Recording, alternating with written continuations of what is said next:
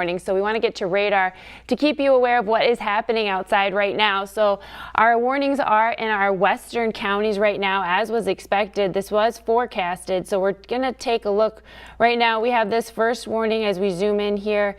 This one is for Pottawatomie County moving into Cass County and then eventually into Adair County. So this is the first one that popped, and this is until 4 o'clock this morning.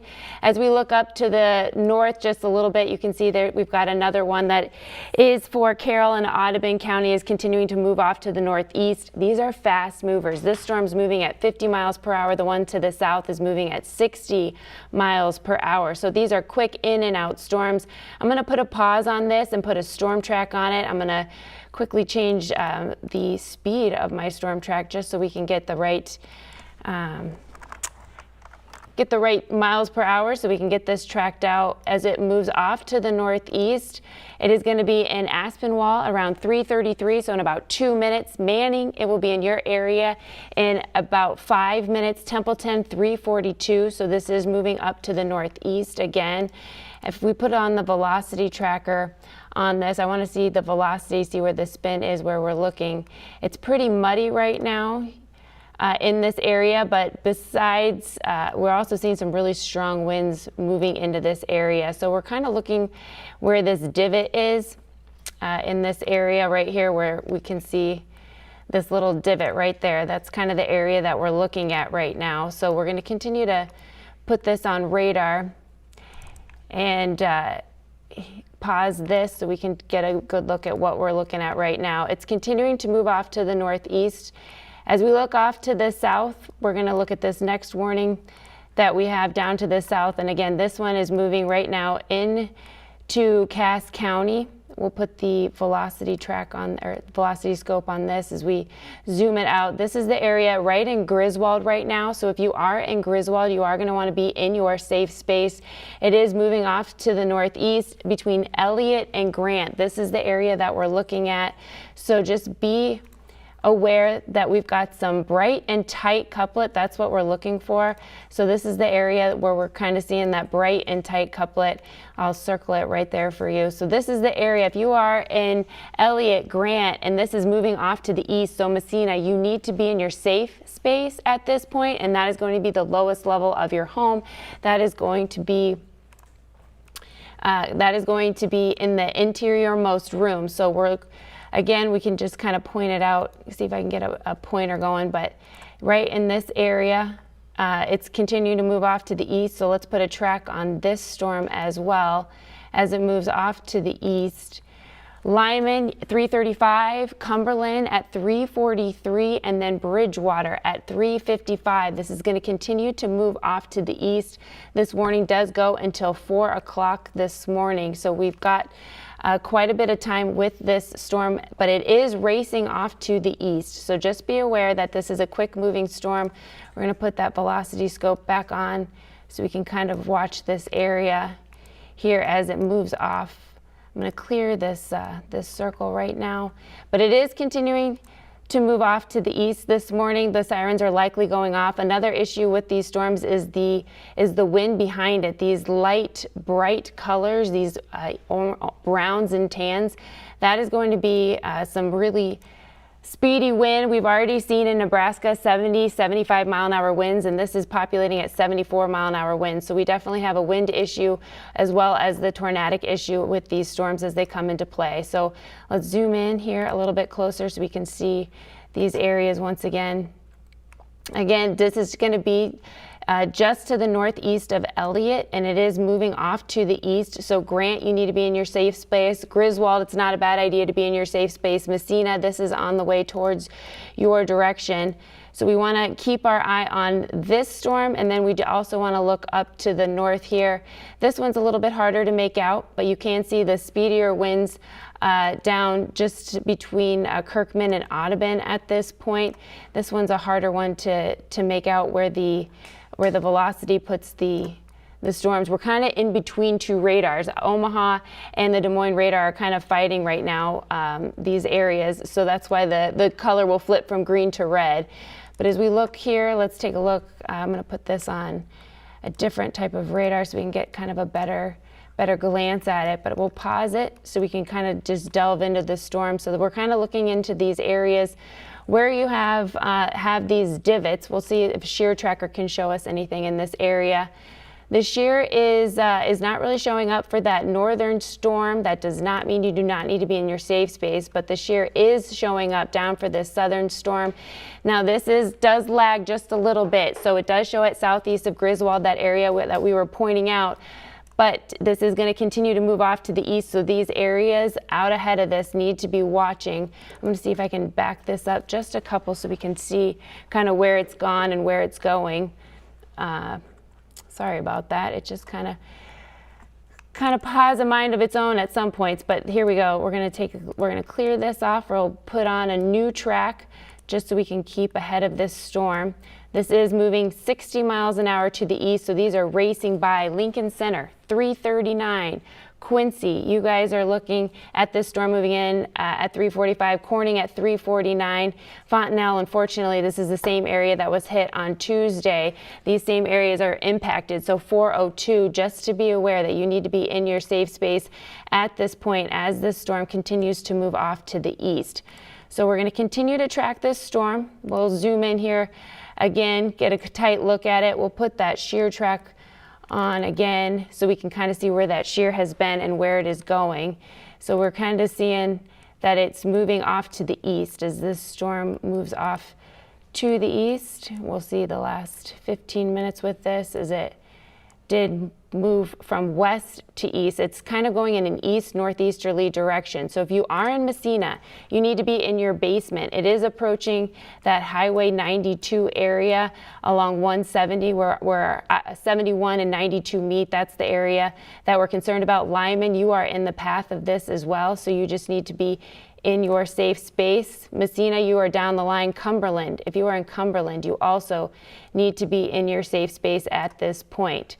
As we look up to the north at that other storm, there's just a little bit of shear showing up to the east of Defiance, just to the southwest of Botna, and it's just kind of starting to percolate, to pop up just a little bit more. So we'll take you back to radar now, switch you back to get that sweeping radar going and put you on pause so we can kind of just reset and see what we're dealing with. So this storm down to the south is moving at 60 miles per hour. It's very quick, very in and out with this storm. But as we continue to look at that velocity, we're looking just to the east of that Griswold area, continuing to move east along I-71 and Highway 92. That's the area that we're concerned about. That's the area that we're watching.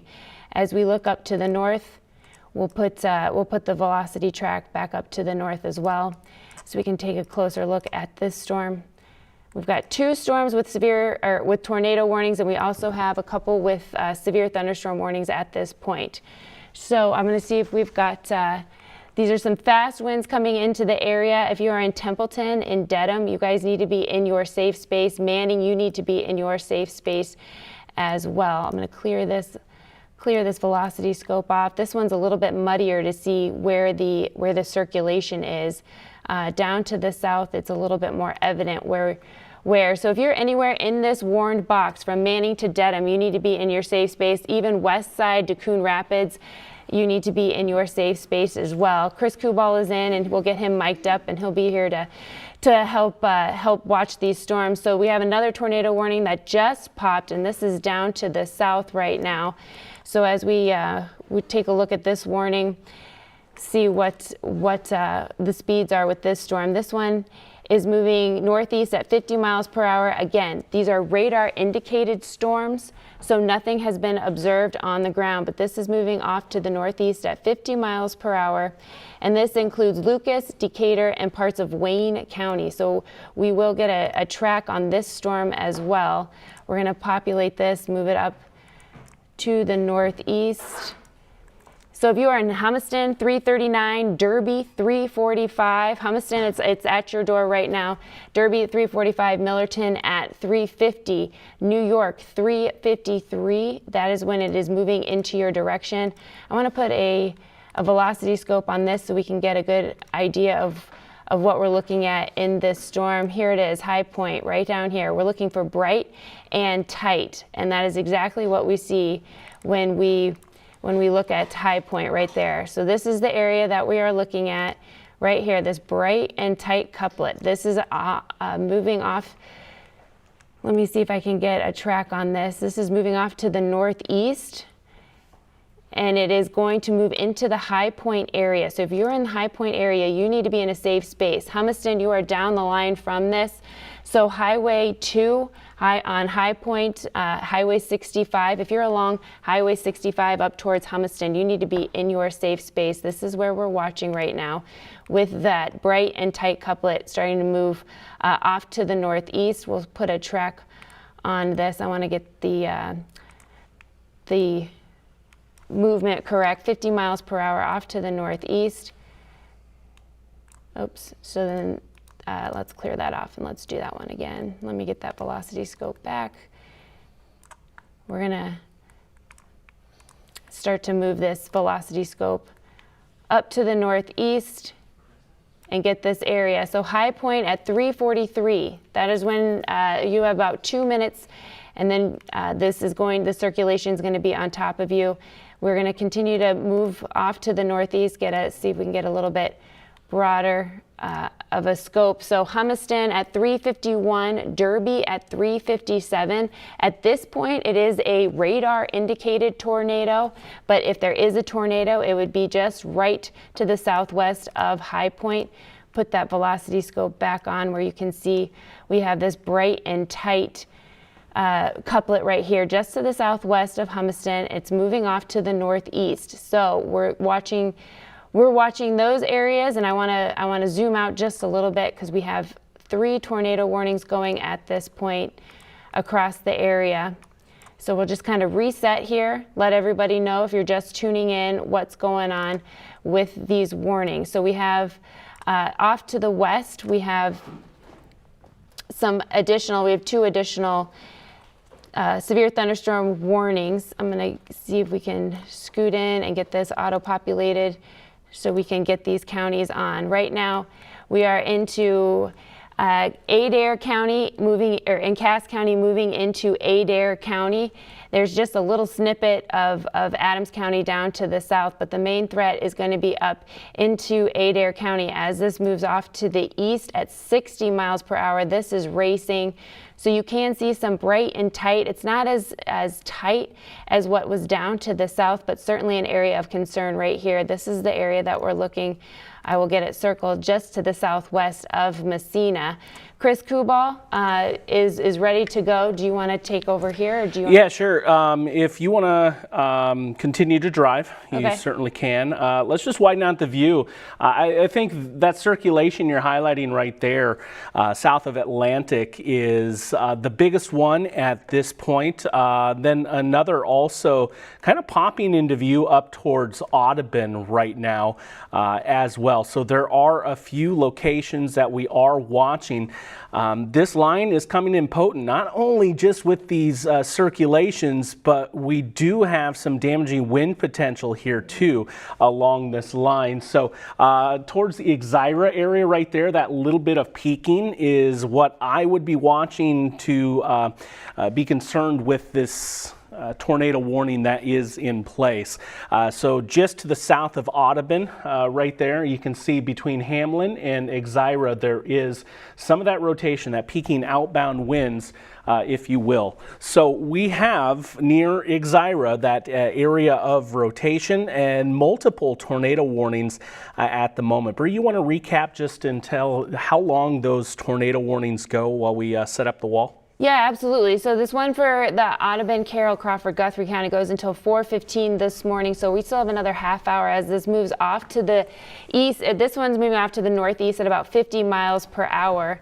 Now as we reset here, let's reset and scan down to the south. We have another tornado warning that is until 4 o'clock, this one it started in Pottawatomie County, has advanced east into Cass County at this point, and then it's going to continue into Adams County. So this is the area that we're watching, still populated just to the west of Messina. So between Highway 71 and 92, this is moving off to the east. So if you are in this Warren box, even Greenfield, unfortunately, this is heading in that direction if it does hold together. But this is the area we're watching with this storm, and then we have another one that we want to talk about as well that is down to the south at this point, and it is we're going to clear this off and move down to the south in our southeastern counties.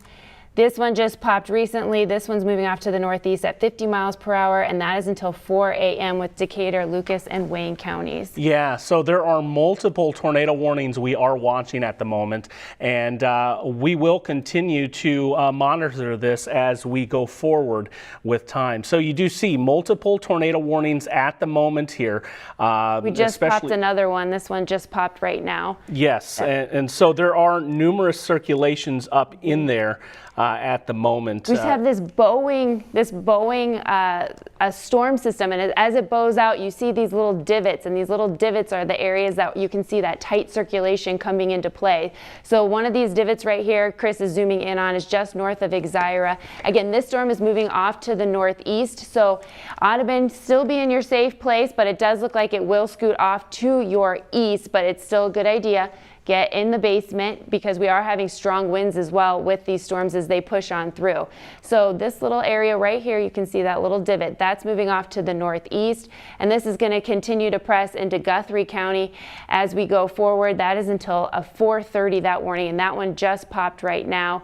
We also have storms coming in from the south. They're kind of coming from all directions, and now a severe thunderstorm warning has just popped to the south of Polk County right there. So Warren County, we've got another severe thunderstorm warning. This is moving off to the northeast as well. So we're just seeing another one pop up just to the east of that. So it's a very active morning to your Friday. By this afternoon, this will calm down. But in Nebraska, we have at least 3 observed tornadoes overnight last night. We have wind gusts upwards of 74 miles per hour, and that storm system is just now making its way into our western counties right now. So we have multiple tornado warnings. We have 3 to our west and 1 to our south. This one down here, it was circulating near High Point, moving off to the northeast. Humiston, you were in the path. Thankfully, it looks more broad than it did just minutes ago. So luckily, that one is kind of broadened out. That is the good news, but there still might be some hail and some heavy winds in that storm. Bree, I think there's 2 distinct circulations that we need to pay attention to. And honestly, I don't like the trajectory of where the southern one is, especially near Messina. Now, you need to be in your safe place, but if this warning gets extended, which if it continues to hold in the way it looks, Greenfield obviously is would be in line for that. Near the Exira areas, we get a new scan, and you can see up there. Is there anything up there? Yeah, the pronounced hook as well coming out of this one. I'm going to put the scope on things here. And Bree, could you come log into your computer so I could at least have National Weather Service chat up while we cover this? Here's that area of rotation right here coming out of Exira, and it is really peaking on that outbound wind, which would correspond with that wind kind of rushing out ahead of this line. And keep in mind, all along this line, we do have winds that have been observed 60 to 65 miles per hour.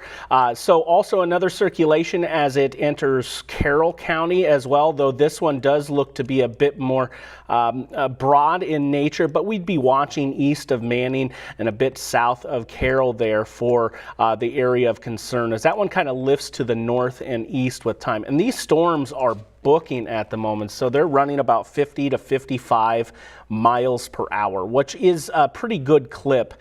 So east of Exira, this would be right south of Highway 44. Need to be in your safe place if you're in that tornado warning. And near Messina right now, that threat is going to be right over you as it continues to move off to the east. So watching these areas very closely as we go through time. Going to be a very active start start to our day here for central Iowa as we see this line continue to rumble its way eastward with time. Of course, tornado warning down into Wayne, get into Decatur and also Lucas County as well. This one lifting to the north and east towards Sheraton in the Russell area, so continue to be in your safe places there as we continue on this morning. It is going to be a very busy and active day, it seems, with, or at least morning, with the scenario that we do have at hand. So far, the reports coming in have been fairly quiet. I will say that there has been some hail in Leon, golf ball size. So not only the wind and tornado threat, we do have some hail to contend with. That coming in near Leon, that was up to golf ball sized hail. Bree? Yeah, I'm just trying to get set up over here. Okay, I can continue in on. the center. So there's definitely a few areas here, and I think it's these middle two tornado warnings that we really need to pay close attention to. Bit of a circulation that is right over Messina right now, moving to the east and slightly north of east at 50 miles per hour. And then there's another circulation here east of Exira, and I'd be watching this area near Anita, basically right along Interstate 80 at the moment.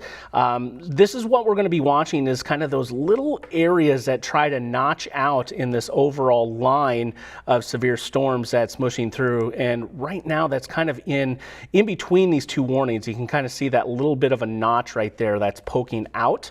So obviously the threat right here north and east of Exira, moving towards Guthrie Center. And then we have another one. It's a bigger notch this time, but you can kind of see where that kink in the line is, just north of Highway 92 near Messina. As that one updates, takes that threat across Highway 148 as it continues to move to the east. You see the progression of this.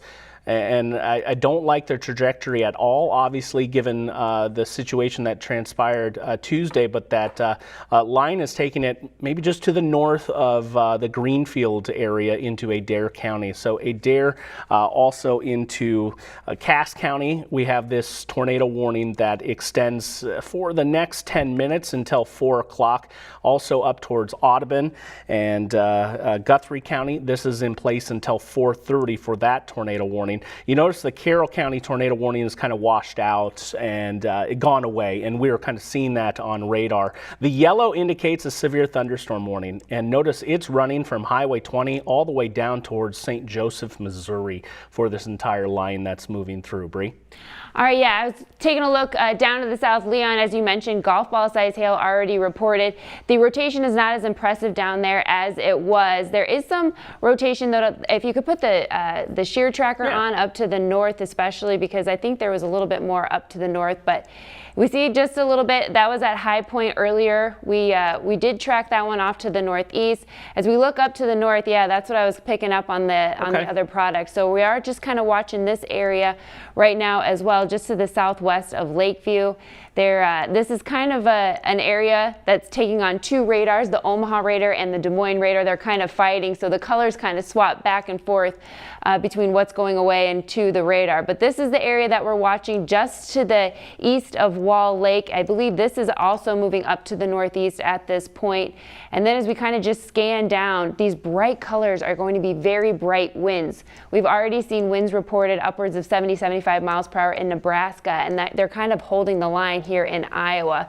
So this line just bows out, and within the bows there are just these little divots, and these divots are the areas where these circulations spin up, and you can put down a brief tornado with these. So we're continuing to watch these move off. They are racing 50 to 60 miles per hour, so they are going to be quick in and out types of storms, but obviously they are coming with some hail with the storms down to the south. The ones to the west don't seem to have the hail like the one down to the south do. They kind of have different environments that they're working with, but yeah, you can see we're looking bright and tight, just moving in right here just to the east of Messina at this point. This is the area that we're watching right there, just to the east of Messina. So just east of Highway 148 along Highway 92. It's just kind of riding along Highway 92 off to the east. It is continuing to move off. Unfortunately, man, it just breaks your heart. Greenfield, it does look to track in your direction. So Greenfield to Orient, that's the area that we're watching. Chris is putting a storm track on this so we can time this out. Fontenelle, on Tuesday morning, you had 79-mile-an-hour winds. 402 is when this gets into your area. Greenfield, 409. Harrison, 425. Keep in mind it's 3:54, so Harrison, you still have about a half hour before this gets in your area. Play it smart, go downstairs, get that bike helmet, put it on your head, get some a mattress, get your pillow, put it on your head. If you have little ones, make sure you get their safety item, whatever it is, a blanket, a teddy bear, pacifier, bring it down to the basement with you and just take it easy. If you have us, we are streaming right now, but if you can't get to streaming, just turn the TV up and we'll just walk you through this. We'll be with you throughout the morning. Guthrie Center, this comes until 4:07. At Panora, 4:15, and then moving on to Redfield at around 4:26. Perry, 4:34, so that's about 40 minutes away for Perry. But just a heads up, this is coming your direction, and even if the tornado threat has waned, we're still having these straight line winds issue. So we are having very strong winds as these move off to the east. Yeah, there's significant wind in this line. They're warned. These severe thunderstorm warnings are warned for 70-mile-per-hour wind potential. And you do look at some of the numbers, and these are measured wind gusts. Coming in Atlantic, the airport, 56 miles per hour as this one moved through. And a little dated, obviously, but you look back into the Omaha area, back to the west. Way on the left-hand portion of the screen, there is a 57-mile-per-hour wind gust in DeSoto, Nebraska. I want to emphasize that that is Nebraska. Denison to 47, Storm Lake way up north on this line to 47. And you got to remember, these are pinpoints along this line. So there are certainly a lot of pockets that we are watching embedded into this line. That certainly could be producing some very strong wind. Now, as we do take a look at the velocity signal, not only do we use this to find those pinpointed circulations like where we're watching for tornado threats, but the brighter the greens and into the blues we start finding, those are indications of some significant wind, and they can rush to the surface, and particularly they have the best chance of doing so where we see those segments of this line bow out in front. So we are continuing to watch, and it's kind of getting messy down here near Messina with the circulation. It appears to be broad, and I'd mainly be watching this. That yes, there is a little bit of an anticyclonic circulation right here northeast of Messina, but this has all been very turbulent and changing with time. Previously, we've been watching things to be a little bit tighter right along Highway 92 about 5 minutes ago, but now as we come to current, you'll see that green kind of wash out a little bit. So there is some a smaller scale circulation right here, but on the broad scale, we have this part rushing out right along the Adair, and that would be Adams County border rushing to the east with time. Now, I think the two of the strongest circulations at this point, very near Adair, just north of town. And let's see if there is a tornado warning on this at this point. There's not. It's kind of riding in between, but it's you see that hook. It's definitely pronounced now. There's a couple of areas I'd be watching. So I'd even say right on the southern end of this tornado warning as it passes into Guthrie County, be prepared for a possible tornado there. And then right in the western section too, right where that secondary hook is, there's also another area of circulation there back to the west on Highway 44, just to the west of Guthrie Center. So Guthrie Center needs you to continue to be in your safe places as well. Touching base down into Wayne in southern Lucas County. We haven't checked in on this one for a while as that shear has been just a little bit weaker, but it's broad, but we're seeing some stronger winds now in there, Bree, as that continues to move to the north and east. The speed of this one, probably a little bit slower. I'd have to look and see exactly how fast this one is moving, and then we can put a track on it as well.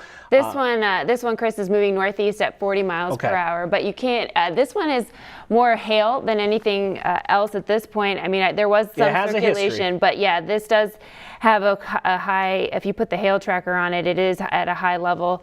There's also some rotation that I want to talk about just to the southeast of the warning box for Messina. It's southeast of the warning box near Nevinville. It's just to the west. That's one area to look at as well. So yeah, Humiston hail size. It did clock in golf ball size hail. 1.75 is golf ball. We do have a report of golf ball size hail coming through that. But down to the south, if you can put the velocity scope down here, there was an area I was picking up on the product with some tight rotation going on, and it was outside of the warning box. But I'm not seeing the divot down to the south like you talking right here? Yeah, I was just right in here. There's just some differing colors that we're kind of watching. So within these lines, it's not unheard of for these just to spin down real quick and then spin back up. You can see that divot right there just to the north of Adair County, and then Guthrie Center, there's just that other little divot, that little notch. And so these are all moving off to the northeast. The severe thunderstorm warning did get extended off to the east as Chris was talking. So this is all coming into the metro. And again, it's packing a punch. There's a lot of strong wind with these. And then out ahead of the line, we have these cells popping up that are going severe as well. So have we checked in on this one right here at all, Chris, in Warren County? Let's go ahead and give it a look. This one I think would be turbulent for hail, I would guess at this point. Yeah, these southern storms, these storms out ahead seem to have the hail potential, and the storms out to the west are really the wind damage. So this is until 4:30 a.m. and it does include areas like Carlisle and Indianola as it moves off to the northeast. I'm going to see how fast that one, see how fast these storms are going in this area right here. This one is up until, this one is 35 miles an hour to the northeast, Chris. So. Okay. So be on alert. We have I do want to highlight, we do have an extension of this tornado warning in southern Guthrie County for that southern circulation. We've been talking about it for the last few minutes, so this really isn't a surprise to see this one pop up, but you've been mentioning it, bright and tight. There's two areas of circulation there. Right along Highway 44, west of Guthrie Center, again, continue to be in your safe place, but then again, just to the south of town as well. We'll zoom in just a little bit. That's north of Adair, north and west of Casey, and Panora, you would be in the vicinity as well. A couple of areas of circulation we are watching within this storm. Now, both radar indicated at this point. If they do go confirm, these warnings will switch from red to pink on us as we continue on tracking things here this morning. But this line is moving east and slightly north of east with these individual circulations at about 50 miles per hour. These thunderstorms out ahead, a little bit slower, but still individual storms can be scary enough as is. You notice the Adair tornado warning has gone away. That circulation, as we mentioned, has been a little bit broader. There is some weak, tighter circulation right in here southwest of Greenfield, no doubt. We'll be watching that one for you as we continue on here this morning. But right now, the area of interest as far as tornado warnings of concern entering just west of Guthrie Center. It will be in Guthrie Center within the next 5 minutes, and just to the north of Adair and Casey, running north of I-80, these circulations moving north and east at about 50 miles per hour. So here's the estimated times of arrival. You see coming up on screen. Should this one hold, Panora, it'll be in your vicinity about 4:26. We get to Redfield at 4:34. Bree? Yeah, so that's about a half hour away for Redfield. So you have time to get what you need to do to get in the basement. Again, bike helmet's not a bad idea. Pillow, put it on your head, not a bad idea. Panora, you have some time as well. These are racing off to the northeast, so these are quick in and out. As Chris was mentioning, down to the south, we have the storms with the hail. These ones we are watching more for the spin-ups right now. But you can see there is just that little divot right there, and that is the area that we are watching. We did see a couple of gust reports come in. Audubon County had a gust of 61 miles per hour as these storms blew through. So that is severe limits. Once it hits 58 miles per hour, it can create damage. That's why you get a severe thunderstorm warning, one of the reasons.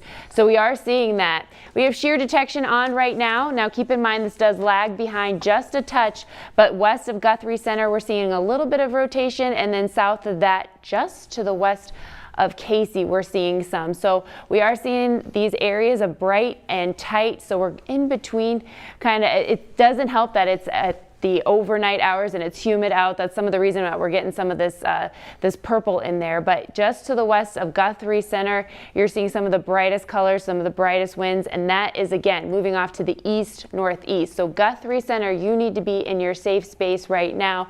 Along Highway 44, Panora, again, it's about a half hour away, but you just need to prepare now, get ready. And off to the northwest of Casey right now, we're getting a new scan in as we speak, but this is an area that we're watching. And again, that is moving off to the east northeast. And so this is Highway 25 that we're watching.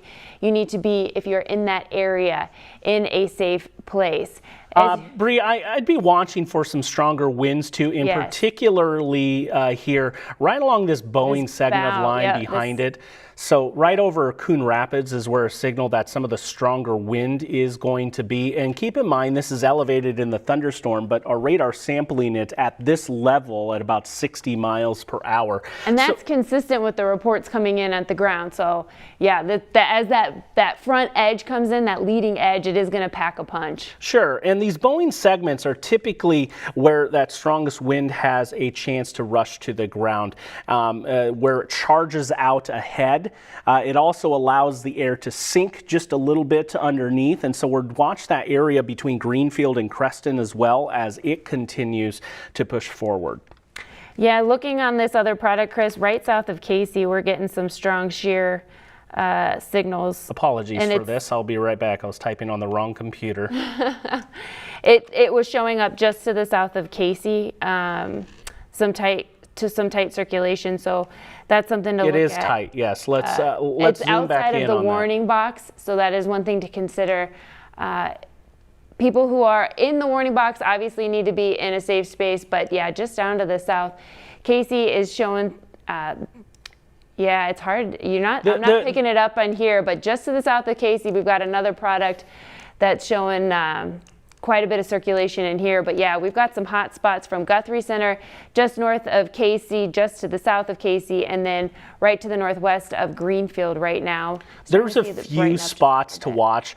And I would say also the circulation down northwest of Cordon is fairly broad at the moment. Yes. I'm going to go to a wide view, Bree, here, if you can chat just about 30 seconds or so. Yeah, so we've got several tornado warnings at this point. We have this one down in Wayne County, Corridor, moving off to the northeast, and that is continuing to, these storms are moving about 40 miles per hour off to the northeast. So if you're in Sheraton, you need to be in your safe place. These also have a lot of hail with them. We've already seen reports with golf ball size hail with this storm, and you can see those brighter colors, those purples.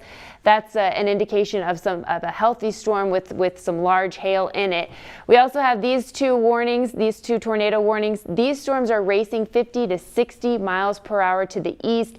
As they come in, they pack a punch because they do have a lot of wind as these are bowing out. You can see some circulations right here from Casey up through Guthrie Center. That's an area of concern. So if you are anywhere from Casey to Guthrie Center, you need to be in your safe space. Along Highway 44 off to the east, Panora, this is moving in your direction as well. You can see these divots. That's kind of the areas that we're watching right now. You can see this bright and tight couplet right here along Highway 25 between Guthrie Center and Casey. Again, these are moving off to the east. If we want to put another storm track up, just to kind of give people who are just tuning in, starting to see where these are headed. They are moving off to the east. Dallas County, you guys are starting to get, you will be getting in on this. This northern circulation that we're watching, it is going to hit Panora at 4:20. That's when it moves into that area. Woodward around 4:57. So Woodward, you still have plenty of time. Perry, you still have plenty of time as well. So this is moving in your direction. As we look at this southern circulation, Menlo in about 8 minutes, Redfield at about 4:30, and then if it does hold together, it is going to be at the top of the hour between Waukee and Grimes. So this line has moved in from Nebraska. It did put down observed tornadoes in Nebraska. It did also have 70, 75 mile an hour winds observed. And now it is just continuing to bow out in certain areas. As we look up here, this is one of the big bowing segments. So this area is going to have high impact wind as it moves through. But it's these notches right here, these little divots that we're continuing to watch for the areas of circulation. Right now, Greenfield, you obviously, Tuesday is still fresh on all of our minds, and you can see that they're getting some very strong winds, heavy downpours as this moves off to the east. Audubon, you did have a wind gust report in of 61 miles per hour as these storms moved on through. And so some of these reports are just coming from people's personal wind stations. So right now, still windy, 36 miles an hour, windier out to the west with still those 40 mile an hour winds hanging on the backside of these storms. But we also want to keep our eye on these storms to the south. Big hail moving off to the northeast, and then up into Warren County, just a little further north. So yeah, you can see these purples. That's going to be some hail. It's kind of riding the edge of that warning box, but moving into the Sheraton area. So cars hopefully are parked inside in the garage if they can, 1.5 inches in diameter. So if you get up to an 1.75 inches, that's golf ball size hail, which Leon had a report of that. This does have the history of producing golf ball size hail as it moves off to the northeast.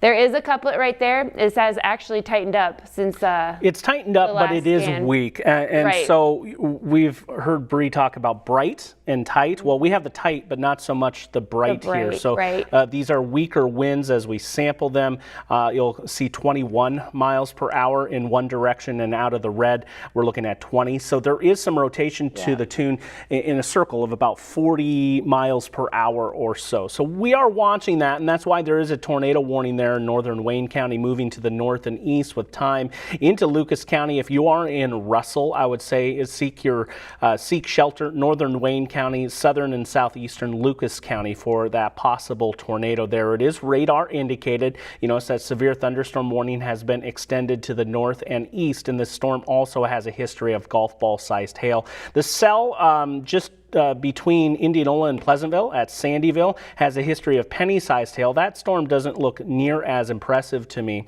but we do have 2 additional tornado warnings out here, mainly over Guthrie County right now. That's the biggest area of interest as we get a new scan until 4:30 for that southern warning and 4:30 for the northern warning, which is now out of. We should see something new or not as it continues to move. We should get an update, I guess, is what I'm saying, as that cell has now moved out. I would guess it would be extended based on what I'm seeing here out of the velocity picture. There is still a distinct couplet that we are watching north and east of Guthrie Center right now, and moving to the north and east with time, and then near Casey, and this is going to be just to the north and east of Casey at this point, also moving northeast in that direction. Something we haven't done, and we haven't heard of any confirmations at this point, but we're always watching our debris detection. Behind the scenes, we haven't seen anything noted out of that.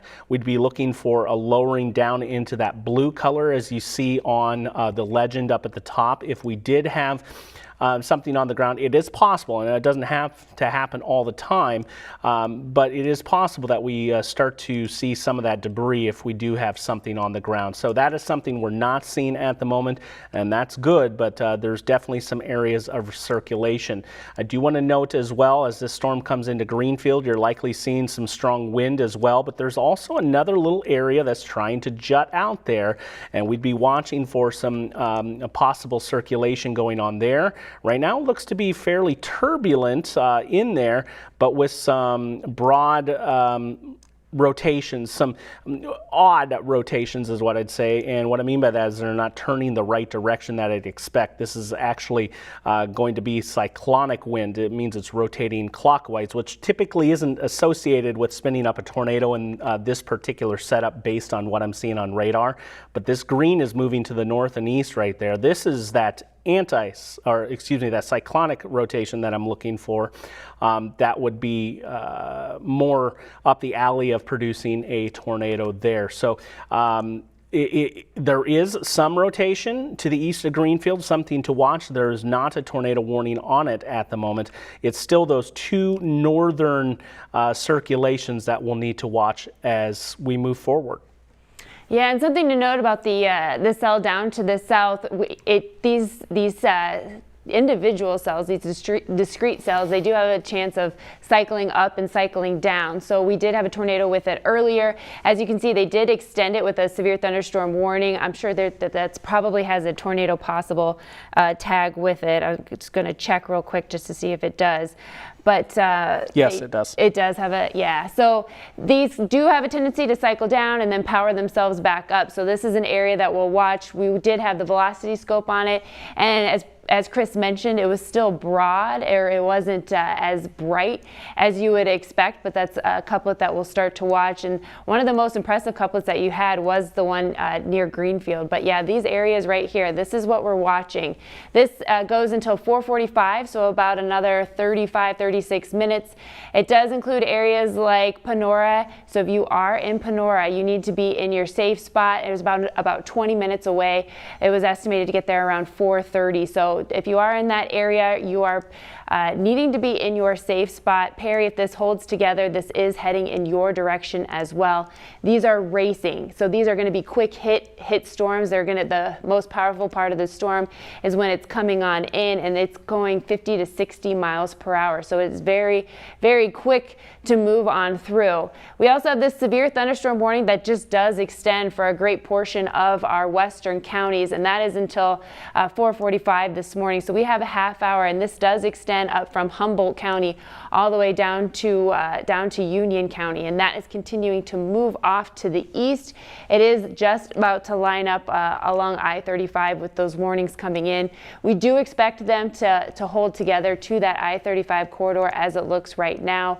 I will say that the speeds were more impressive in Nebraska than they are in Iowa, which is good news. Hopefully there's a little bit of weakening of the entire line. As you see, Chris has this pulled up down to this storm on the south. It still does have that tornado warning, but it has extended to a severe thunderstorm warning. And you can see these bright colors. There's hail. This has a history of producing golf ball size hail, and that is continuing to move up to the northeast. So if you are in Sheraton, you need to be aware that this is heading in your direction right now. And we've got these two warnings up to the north. It does include the Panora area. Again, these are moving off to the east, northeast, 50 to 60 miles per hour this morning.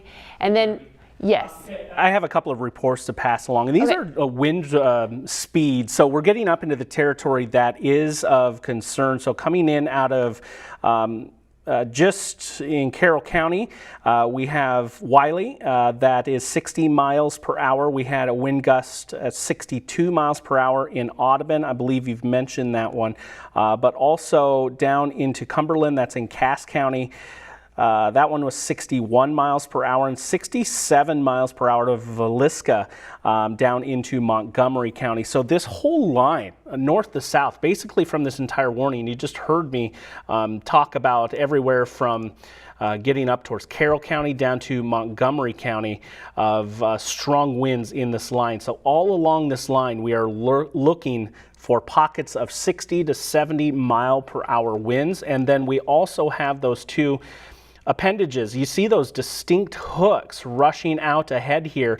This is very classic of what we call QLCS tornado spin-ups, and basically that means this is a line of storms that has these small-scale circulations called a quasi-linear convective system that is moving through. Basically, it means it's a squall line, and we have some of these signals for some stronger circulations peaking in there, and that is definitely what we have, as you see both of those just north of Stewart. And I can't emphasize this enough. If you're from Stewart up near Linden and points eastward in each of those tornado warnings, you need to be seeking shelter at this point. So Panora as well, up through Yale, you need to be in your safe place at this point. We'll just jump over to the CC detection right now, and I'm not seeing anything at the moment that suggests anything is on the ground based on that product, but I'll bring the circulations up here and you can see where they are. North of Stewart, north of Panora, basically basically right over Yale and moving to the north and east with time. So both of these I'm going to put a track on, moving east and north and east at about 50 miles per hour. Redfield will be in your area at 429, Adel at 443, Waukee, should this one continue to hold, at 453. All of these areas I just mentioned also in a severe thunderstorm warning for that 60 to 70 mile per hour wind. And looking at that northern couplet, it will be in Perry at 438, Woodward at 452, and if it does continue to hold, Madrid by about 5 and beyond towards Polk City and the Huxley area as well. I will say these couplets no longer look quite as tight as they did as before. Still screaming some stronger winds on the outbound there into that little hook echo we're seeing off this line of storms, and also up here screaming with a strong wind, but it's not quite as strong as it has been. That's a good trend. We haven't confirmed anything so far, but you see back here as they were closer to Highway 25, both of which were a little bit tighter, and as we move closer to the radar site, especially that southern one, it's starting to wash out just a little bit. I'll go ahead and loop that over the last 30 minutes, and you'll see what I'm talking about as you watch this here. Both of them coming in, and while they are both still there, the areas of interest to watch, they're not quite as tight and pinpointed as they once were. So hopefully a trend in the right direction. We still have some broad rotation down south of Sheraton, north of Cordon, though that has certainly kind of weakened as well, and it was never ever quite as potent in the first place as far as the strength of the winds that we're measuring up in here. But a good trend. There is some hail, and right now that's just south of Sheraton, and I do believe that that this hail size, the estimation, is up to about 1.5 inches in diameter, and this storm has a history back near Leon, and I've seen the pictures of it. This hail is up to golf ball size. There's no additional hail threats out there. In fact, in this line of storms incoming, there won't be any significant hail to speak of. Newly issued tornado warning. This is coming out of Adair County into Madison County. So if you hear sirens popping up, that's the reason why. This tornado warning extends until 4:45. Let's go ahead and look at the circulation in it. Anyone within this red box needs to be seeking shelter. Winterset, excuse me, is included on this. So this one definitely has some of that rotation that is noted in here with it. We have the greens that are moving towards the radar site in Des Moines and the reds that are moving away. So there's that shearing zone, if you will, and that bit of rotation. And these rotational elements happen in this line where we see those nooks, those hooks, if you will. And there's another one there just south of Linden, and as we continue to move northwards, there's a third one in there. So we'll be watching all of these little divots on the front edge of this line for possible tornadic action as we continue on. Haven't put a track on this hook as it comes out of Adair County into Madison County, so let's go ahead and do so at this point. Bree? Yeah, so Winterset 4:45, keep in mind, so that's about 20 minutes away. You can get in your storm shelter now, make the plan now ahead of the storm. Don't wait to the last minute. Patterson 4:54, so that's about a half hour away. Martinsdale 5:05, so this is moving off. It is racing off to the east. These are moving 50 to 60 miles per hour. We did have some more reports coming in of some winds. We had a 47-mile-an-hour wind reported in Creston as this went on through, as they had their storm. And the sirens have been activated for DeSoto and Van Meter for the most recent tornado warning. But down to the south, that the storm over Humiston, that one, the tornado did expire. The tornado warning did expire, but they did say it expired for Lucas, Monroe, and Wayne County. Yeah, it's just coming to the end of its cycle. Now, yep. So the threat for a tornado is no longer there. They would have reissued by now if they were going to keep that one going. Broadened enough. Luckily, there still is that couplet, but it's very broad at this point. But that is moving off to the northeast, but they still have that severe thunderstorm warning. Hail is the big issue with this storm as it moves through, as well as the heavy downpours. Again, luckily, we haven't had the intense rain this week down to the south that we've had north of I-80, but still, we have very saturated grounds at this this point. We do have this tornado warning just to the east of Greenfield, moving into the Winterset area. This area right here, you see this little notch, this little divot. This is the area of concern. Right now, gusts are plotted, only showing up as 20 miles per hour, but this will probably update and speed up. We do have this one down here. Is that Creston? That is Creston, okay. The airport, that gusting to 54. Yep, we had a report of 47 miles per hour. So it's not the 70 miles per hour that this storm had in Nebraska, which is good. We want these storms to continue to weaken, but it's still going to pack a punch as it moves on through. So this area right here, we're watching in Greenfield. That we've got a couple notches further up to the north that are starting to watch this. On the back side of this, you guys are in the clear. I know that if we can zoom in, show some of those towns in there that we can kind of clear and say you guys are out of it. Adair, you guys are done with the tornado threat. Casey, you're done with the tornado threat as well. But you're still in the warning at this point, but the tornadic threat has passed you by. You guys are done, but we're still watching this area that's moving into the Redfield area. If you are in Redfield, you're not in the warning at this point, but you do need to be in your safe spot. So we're watching this little notch right here, and then there's one further up to the north that is moving off to the northeast. Perry, plan ahead, let's get going. I know it's early, but you need to get down to that safe space, get those kids up, put them in the basement, make sure they have their blanket or their pacifier, whatever keeps them calm down in the basement, and just wrap up. Turn us on, listen to us. If you don't have a TV in your basement, just turn your volume up and we'll be with you throughout this. We've got this notch just to the south of Linden, and then we have this other notch that we've been watching. It is north of Harrison. It's to the northeast of Greenfield at this point. And again, these are all moving off to the east, northeast. If you are in Earlham, you guys need to be in your safe space as well as this continues to move off in the northeasterly direction. Waukee, these storms are coming at you as well, so you might not be in the tornado warning, but it's a good idea to get down into your basement at this point as well. This entire line came in from Nebraska. It did cross over around 1 a.m., 2 a.m., and it's just been racing off to the east as we go through these early hours of the morning. This is a couplet that we need to watch, keep our eye on. This is north of 92 right there, just to the northwest of Harrison, to the southeast of Earlham. Can we get a track on that? Sure, and Pitzer, you should be in your safe place as well, moving east and north and east at about 50 miles per hour. So in the next 45 minutes or so, this does pull closer to the metro and really this whole line, and we have several communities we'll need to watch. Winterset, this one will be in your area by 4:42. Yeah.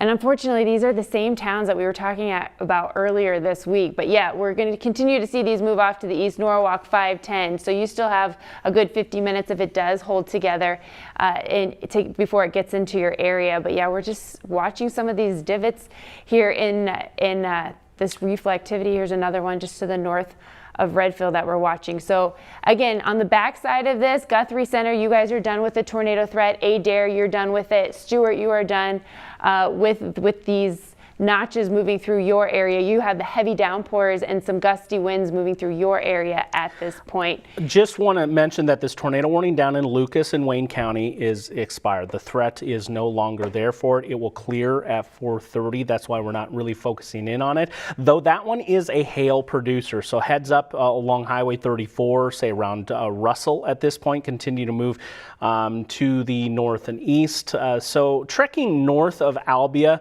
so we'd watch maybe towards the Attica area, eventually on down the line for that. I will say out of these two northern segments, the circulation is not near as impressive as it used to be, but still some areas of interest that we'll watch. That's at least a trend in the right way. I don't want you to let your guard down. Basically, this tornado warning over Guthrie County, the southern half, we've now outrun it. So if we continue it, it's going to continue out into Dallas County. And then we're looking at northwest Dallas County, so this isn't too far away from Perry, back towards Dawson and Jamaica. This one is pushing to the north and east as well, so we'd continue to watch for maybe an extension from that, but the circulation isn't quite as pronounced as it once was. I think the best one at this point is running northwest of Winterset at this point, and down into this area, it's right over Pitzer, basically at the moment. So waiting for an update that next crawl, but I guarantee that circulation is is drawing into Pitzer at the moment. And in the broad scale, we have warning running from Fort Dodge to Creston. And just looking at some of the reports coming in, we've had a history of 60 to 70 miles per hour in western Iowa. New coming in out of the Guthrie Center at just 4:15. 1 second while my microphone clipped off there. It had a report of 50 miles per hour, and that's coming in from the fire department in Guthrie Center. We had a wind gust 52 knots at the Perry Airport, so that's getting up over 60 miles per hour. So strong wind coming in along with that couplet as well. So even kind of right as these storms hit, we're getting into that strongest wind. You see that tornado warning. It has been extended up there near Perry. So Perry in your safe place. Also Madrid as well. We're waiting on a new scan here. I can tell you that's some old data as it rushes in. So I'll plop up the wind gusts here first, and we'll get some of the latest numbers coming in. But that tornado warning does go until, excuse me, this one, 5 o'clock. 5 o'clock this morning, yeah. And we should also mention another report came in from Greenfield with 75 mile an hour wind. So these storms are packing a punch. When you get that bowing segment, it really packs a punch as it moves on through. That's significant. So it is a significant wind, yeah. 58 miles per hour is enough to cause damage, and this is nearly 20 miles per hour ahead of that. So and in a community that was just hard hit too. So 75 miles per hour with the wind, and that's associated with that line that's moving through, not necessarily any of these couplets that have moved in. Here's the latest data. Perry, safe place please, as this couplet looks definitely more pronounced than it did a couple of scans ago. So we're watching the rotation as Bree pops out and shows it in that circular motion. Please, safe right along place Highway 141. So if you are along Highway 141 east of Dawson, between Dawson and Perry, that's the area that we're watching. This is moving off to the east, so Perry, you need to absolutely be in your safe spot. Now these types of systems, these QLCS systems that Chris is mentioning, they do put down brief tornadoes, but a tornado is a tornado. So we need to, if you are in this area, you need to be in your safe space. Madrid, it is coming in line with you as well, 4:55. So you have about 20 minutes, 25 minutes to get down to your basement, get your plan in place, get those kids up. I know it's early, but you got to do what you got to do.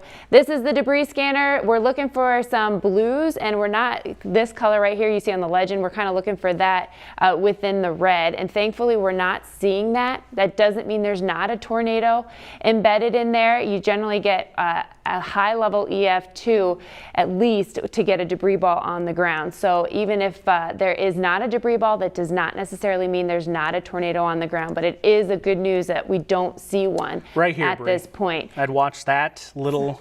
It coincides just those with little pixels. It's just enough, though. Yeah, these little pixels just north of Redfield. We kind of been watching this area north of Redfield for a while now.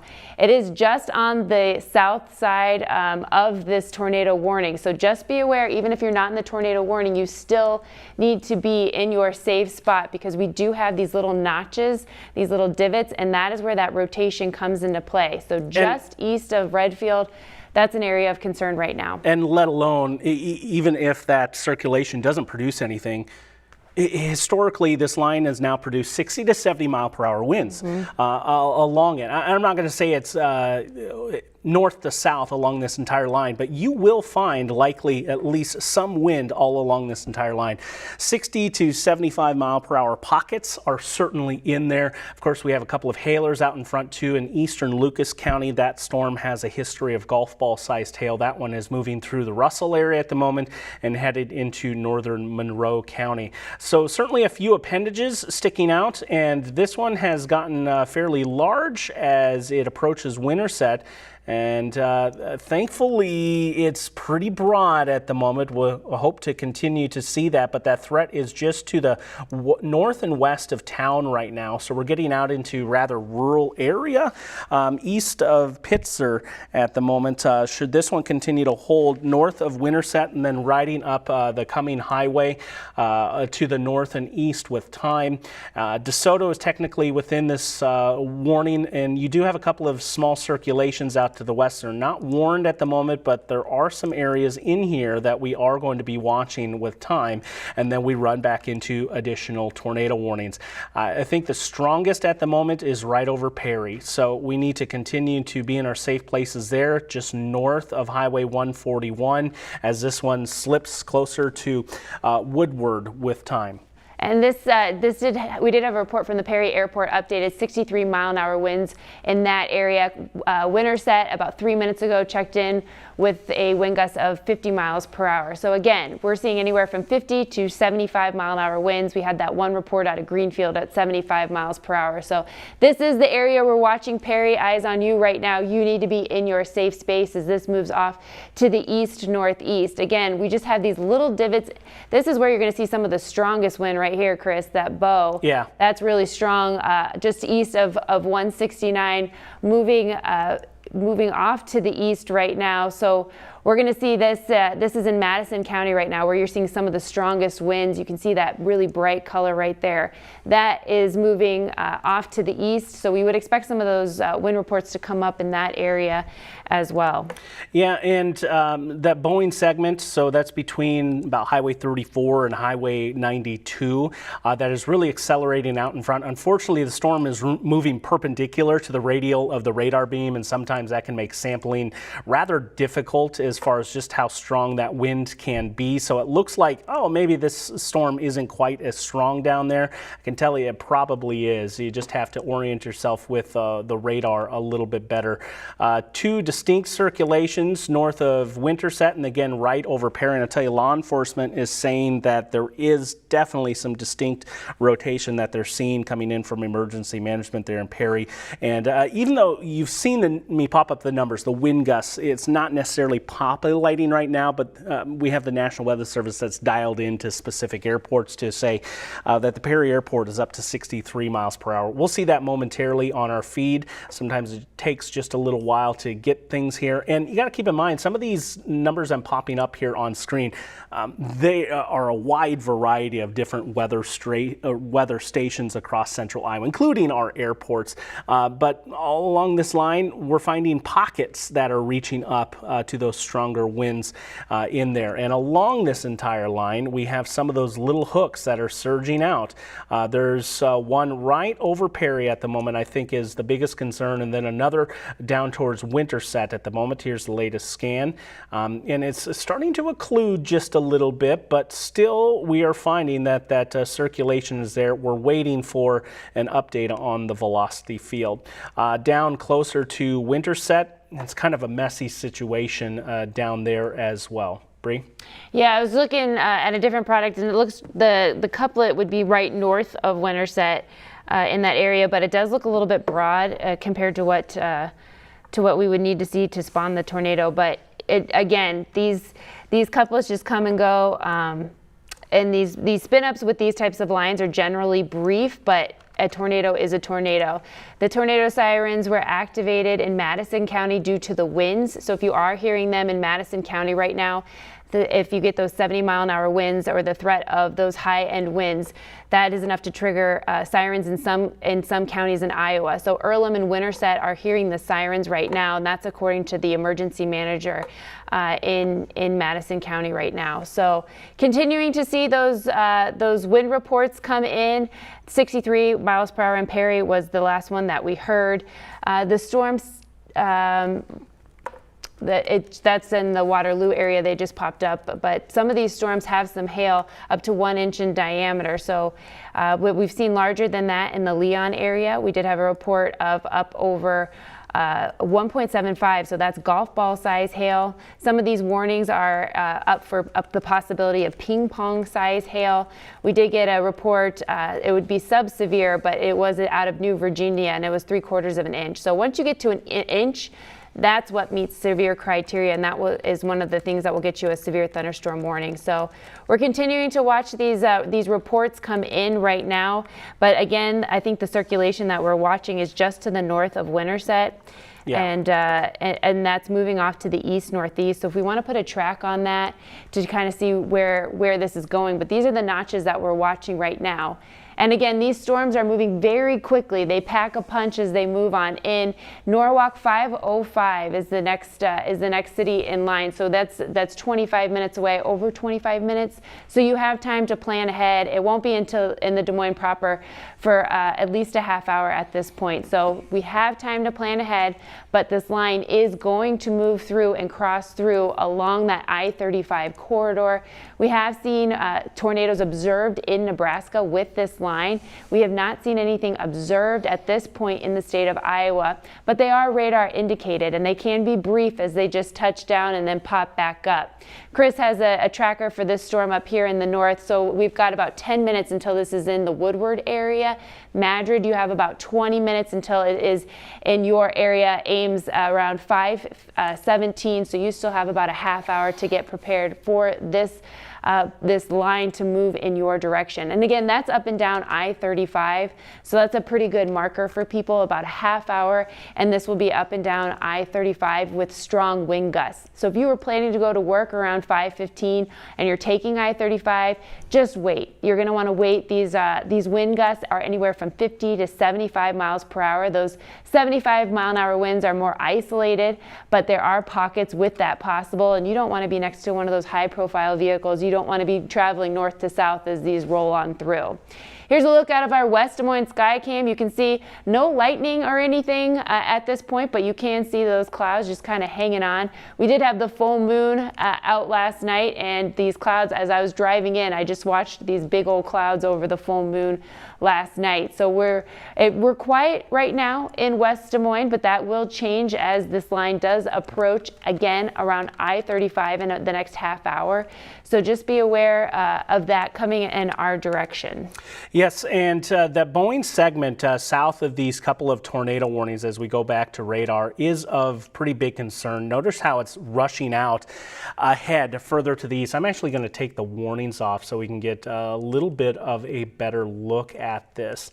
And you can see how it's rushing out ahead and approaching I-35 here. And this segment is showing us that it has up to 70-mile-per-hour wind potential here. So not only do we have the tornadic threats that we are watching pushing to the east, but we are watching for some significant wind out of this as well as it continues to move to the east with time. So circulations are in place, but also some strong wind. And we do have history of 60 to 75 mile per hour winds out of this line. And I would think it would be the most pronounced right there, as it is kind of halfway between Highway 92 and US 34 approaching the I-35 corridor. So multifaceted threats that we're dealing with here this morning. And Bree, I'll go ahead and leave it here on the radar picture and let you talk while I line up a couple of cameras in that area.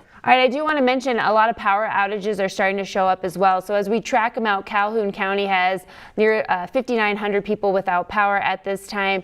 Adair County has 1,400 people without power at this point. So this is kind of an issue that's going to be going as this line pushes from west to east across the area. Shelby County, we're tracking about 2,800 people without power at this time. So this is an area of concern as well as these storms move through. So if you are out ahead of these storms, get that phone plugged in, get everything fully charged so you have us available to you. If the power does go out, we are streaming. You can use your phone to watch us and listen to us, and we'll talk you through these storms as they move on through. Again, the wind threat is the big threat. The secondary threat to that would be some isolated brief tornadoes touching down. We have not had any confirmed in Iowa at this point, but there were some confirmed earlier in Nebraska. You're seeing on screen a new tornado warning issued, and this is going to be for portions of Dallas and Polk County. So we are getting this one into the metro, watching a few of those circulations as they roll in. So you may be getting an early wake-up call here this morning. The area of circulation right now is pretty much over Adel and pushing to the east and north and east. I would say the northern part of Waukee, you get towards Grimes, and eventually, if this one holds, into Polk City and Ankeny, there will be some threats coming your way. Doesn't look like too much here on the rotation, but this is the spot we'd be watching, basically right over Adel. Also a report coming in out of Adel of 45-mile-per-hour winds. That's below severe limits, but certainly some turbulent wind.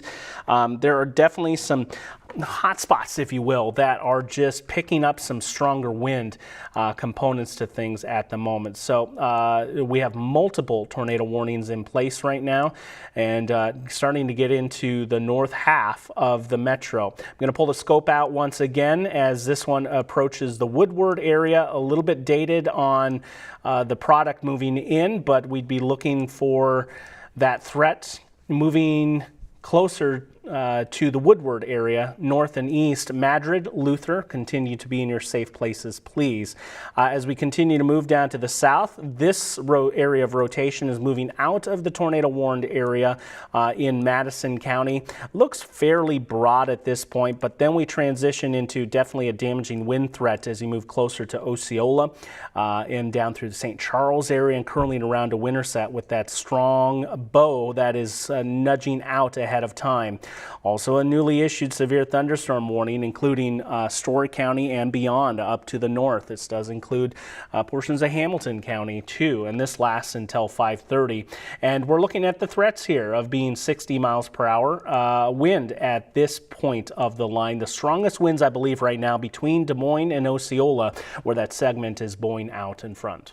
Yeah, there's a report of rotation between Dallas Center and Adel. So these storms are moving to the northeast at 40 miles per hour. So if we can get a track on this area, this is where we're going to look. We're just going to look right to the southeast of the Dallas Center area right now. So if we can put a track on that as it moves off to the northeast at 40 miles per hour. So this is moving into the northwest corner of Polk County at this time. So Grimes, 4:52 a.m. So you need to be in your basement at this time. I know Ankeny, this is going to come into your play at around 5:04, and so the next 20 minutes it'll be in the Ankeny area. Huxley, you're on the north end of this, but at 5:11 it's going to be in your area. So our immediate concern right now is the Dallas Center into the Grimes area. If you're in those areas, you need to be down in your basement, the lowest level of your home, most interior room. If you do not have a basement, stay away from those windows. Put as many walls as you can in between you and the outside. So here's the area that we're watching. You can see this little notch right there, right along Highway 44. This is between Dallas Center and Grimes, probably right around where the high school is, Dallas Center Grimes High School. That's the area of concern for the possibility of a tornado touching down. Another area we're watching is up to the northwest of Madrid, and that is again pushing off to the east as well. So along Highway 17 north of Madrid, that's the area that we're watching. So if you are in between Dallas Center and Grimes, there's not much there. There is the high school there, and it's starting to connect. Those areas are starting to build out, but that's an area of concern. This area right here, you can see this bowing out. This is going to be very strong winds. So New Virginia, you guys have already reported in some strong winds this morning, but that's continuing to move off to the east. That's going to be between Indianola and along 65 down to the south. We also have this severe thunderstorm warning that we're watching as it moves off to the northeast. So Melrose, you guys are on the south end of this, but just north of Highway 34. That's going to move off to the northeast. Continuing to move, you can see some of these purples. That area, that's going to indicate some hail. These cells down to the south ahead of the storms, they've been hail producers this morning, up to golf ball size hail. So that's what an area we're watching. Hail along the line that's moving in from the west, really not a concern. It's more so the spin ups with these brief tornadoes possible, as well as the wind damage. So we do have a cluster of tornado warnings, and that does include the northwest corner of Polk County. So sirens are likely sounding. I know I saw that it was sounding in Waukee, those sirens, but this is the area that we're watching. We've got this little area of rotation here, and then we've got another one up just to the northwest of Madrid. If we could stick that velocity scope back on, we can kind of see if it's broadened out or tightened up.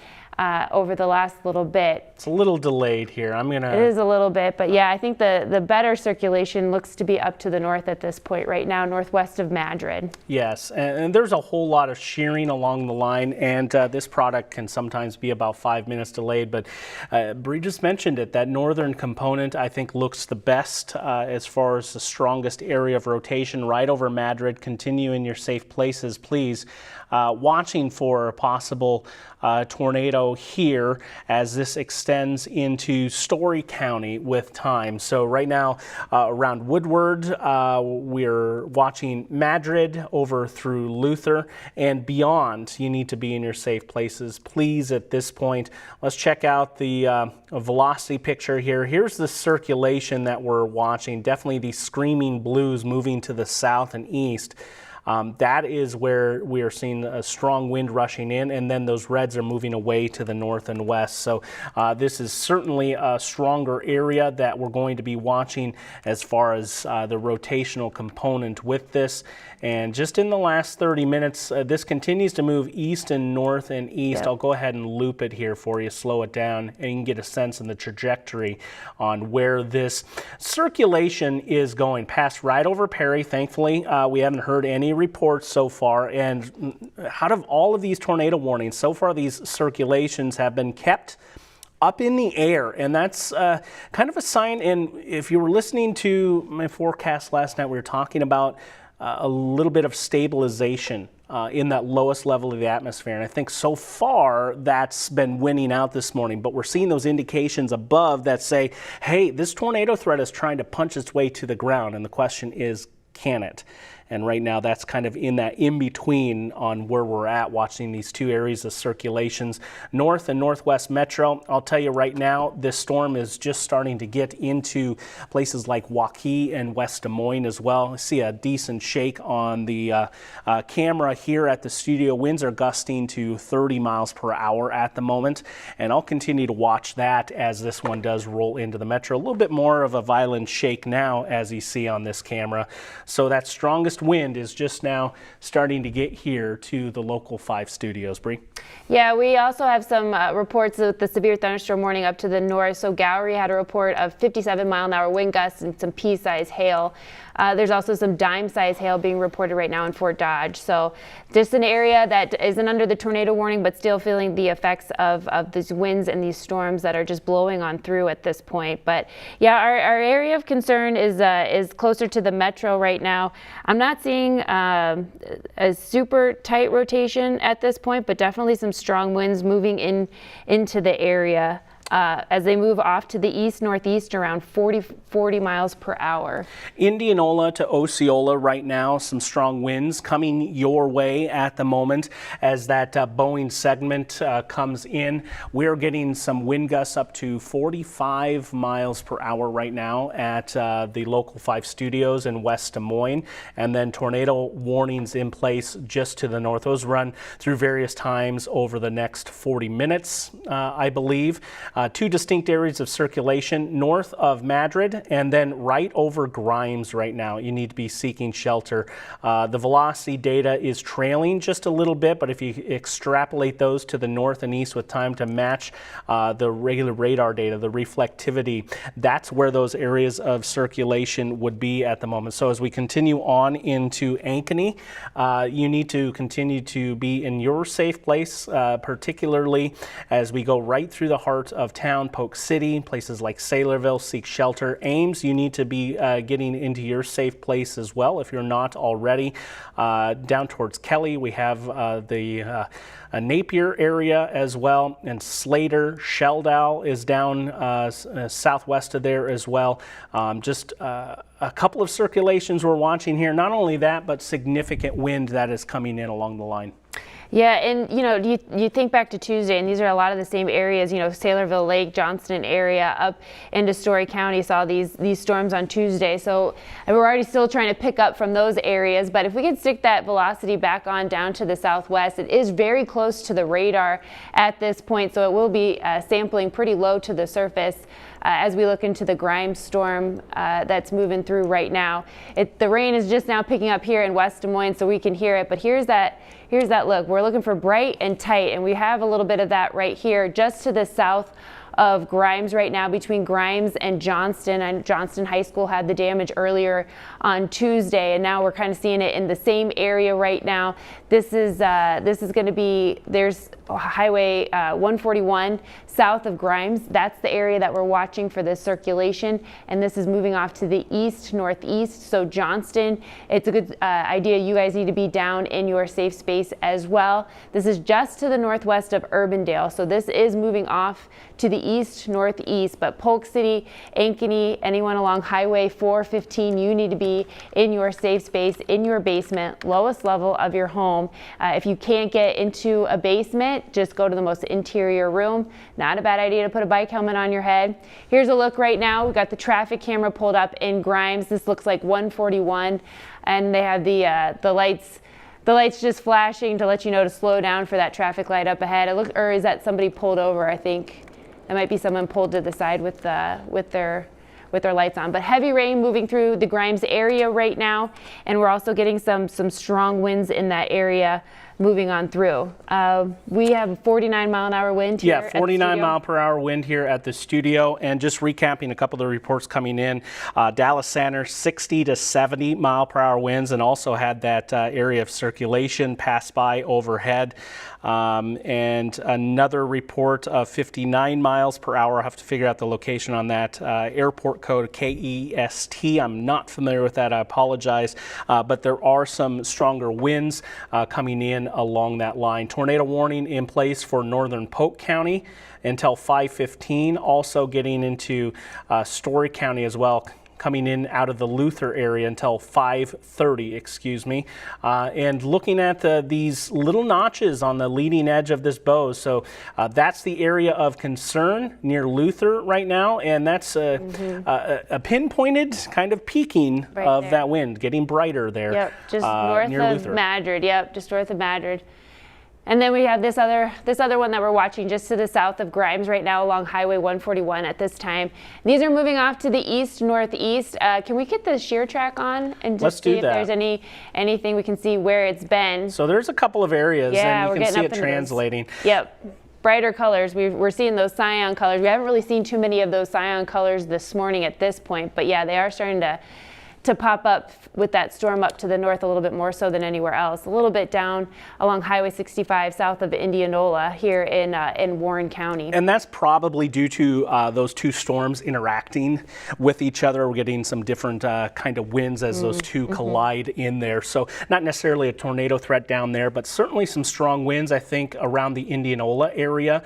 A little bit of a rear inflow right there coming into town. And I think this southern segment of the line is probably having the most potential to see 70 miles per hour with the wind. And that's what the warning is showing. Anytime you start seeing those bowing segments of the line, that is a significant wind indicator. So two areas that we're watching for tornadic activity near Grimes, and this is actually a newer circulation on the south side. We've previously been watching more up around Highway 44 as that one rolls in, but there is definitely something tighter there, basically right at the flyover there on the northwest side of 3580. This is Highway 141 right there as it goes exit off 35 and going into 44, right into Grimes. So this is the area that we're watching with that bright and tight circulation.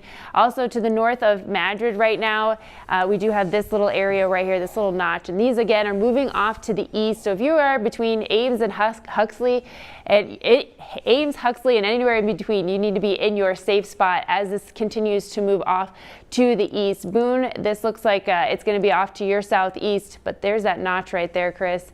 You can see that really defined very right distinct. up there. And unfortunately, you think being right next to the radar, things get easier to see. Unfortunately, that's the opposite. It kind of gets into a dead zone, so it's difficult to pinpoint there. That's moving basically right over the National Weather Service. This is the radar right here. Yeah, this is the radar, and this blank spot is called the cone of silence. So you're not seeing any reflectivity in the cone of silence right directly over the radar. You can really see that in the reflectivity. So that's why that's why there's nothing right there, and that's what that little ball is, in case you're wondering. It is the radar site. But yeah, we do have that circulation, and it is that beam is low to the ground, so that is circulation close to the ground in that area, just to the south, on the south side of Grimes. Okay, so previously I mentioned KEST, that's for Esterville, 59 miles per hour, way up and out of the Local 5 area. But certainly this entire line is now warned from the Minnesota border, basically down to US 34 in Osceola. So this is a potent scenario we have here this morning. We are watching some of those circulations. Thankfully, so far, at least to our knowledge, nothing has produced, but we are seeing the signals that are there at the moment to signify there is a threat. So I'm going to go over to the velocity picture, and sometimes this data takes a little bit when we have storms right at the radar site. There's more scans that need to be made when we are close to the radar site with storms, and unfortunately that means that we don't get them quite as frequently as we'd like to see at some of these lowest levels coming in. So it's a little bit dated data here, but that threat, I'd say, would basically be right over Saylorville Lake, and then we'd probably be pushing this northern circulation. Looks like we're starting to get an update in. Yeah, just passing into Story County. Since that one's in, we'll go focus on this one first. But what we'd be looking for here is wind over Kelly to be moving to the north, in north and east, and then back in those greens moving to the south and west. So that's that shearing zone Ames. This one is rolling into the south side of town here in the next 5 minutes. So we need to continue to have you in your safe place as this one rolls closer to I-35. Can't see anything at the moment with this tornado warning basically right over Saylorville Lake and Polk City, as that is just too close to the radar. But you notice those colors are very, very bright, and that's indicative that those strong winds are down low at the moment. So far today, Bree, 53 miles per hour at the Local 5 studios. Oh yeah, and just down to the south, I would say just south of the Norwalk area, we're seeing some of the brighter colors, the brightest colors on velocity down to the south. So that's going to be some very speedy winds as they go on through, and we've seen anywhere from 60 to 75 mile an hour winds that have come through this morning. The peak wind did come in at Greenfield around 4:15 this morning, and since then we've kind of seen more so the 50 to 60 mile an hour winds that have blown on through. So we're continuing to track these storms as they move off to the northeast, but you can see, yeah, right here, some of these bright colors. We've got some really bright bold colors, bold winds. So that's what's kind of moving on off to the east. So Pleasantville, you're about to get some stark wind moving into your area. You can see these bright colors right around the radar. They're getting sampled real low to the surface, and they're real tight to the radar. So they are definitely popping up in a bright shade of color. We also have some gusts popping up. We did have that report from the airport, 63 mile per hour as the storm went through. So that's lagging behind. That is not the current 63 mile an hour. That's when that storm went through. But we are at the top of Good Morning Iowa this morning, so we just want to pause, let you know that we are in continuing storm coverage as these storms have moved through. They've moved in from Nebraska, and they were in Nebraska, crossing over to Iowa. In Nebraska, there were at least 3 confirmed tornadoes on the ground, observed on the ground through reports. And so we have not seen any observed tornadoes here in the state of Iowa, but we certainly have had several tornado possibilities. We've seen several rotations that could have briefly touched down a tornado, but nothing observed at this point. The big threat this morning is the big wind coming through, the brief tornadoes, and secondary to that, we've had some hail this morning, mainly for the cells down to the south. But so far this morning, it's been the wind and the potential for the tornadoes. This is pretty broad at this point, but you can see some of these brighter colors to the northwest of Kelly, but that's a little bit broader than I think it was even moments ago, right, Chris?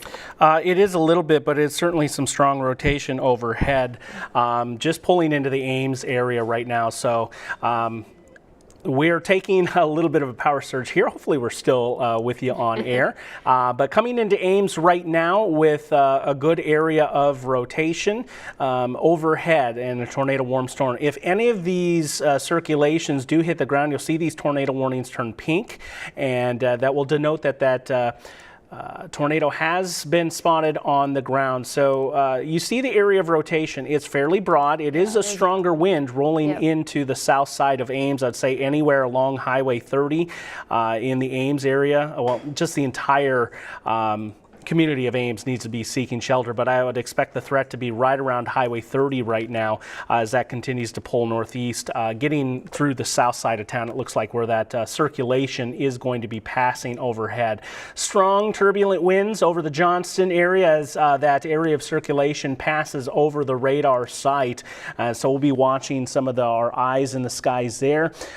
Several wind reports coming in. You saw me sampling a few of those out of Boone. I believe that was 54 miles per hour. We had Perry earlier to 63, 53 at our studios in West Des Moines, and I'll tell you that's a feat considering just how protected kind of the area is that we are in. So it could definitely be stronger out of that. Severe thunderstorm warning till 5:30 for the entire Des Moines metro.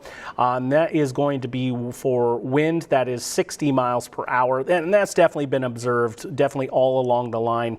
We move further to the south into Warren County. I think that's where some of our strongest wind is currently coming in right now. Stay away from windows if you are within this severe warned area. From about Highway 65, 69 off to the east, you move back towards St. Charles and New Virginia, you're out of the threat with this one, but this would be targeting places like Pleasantville down through Melcher in Dallas and areas just north of Sheraton, north of Highway 34, excuse me, with some of the strongest wind potential out of there. Looks like we have a little bit of an update. Bree, what would you say?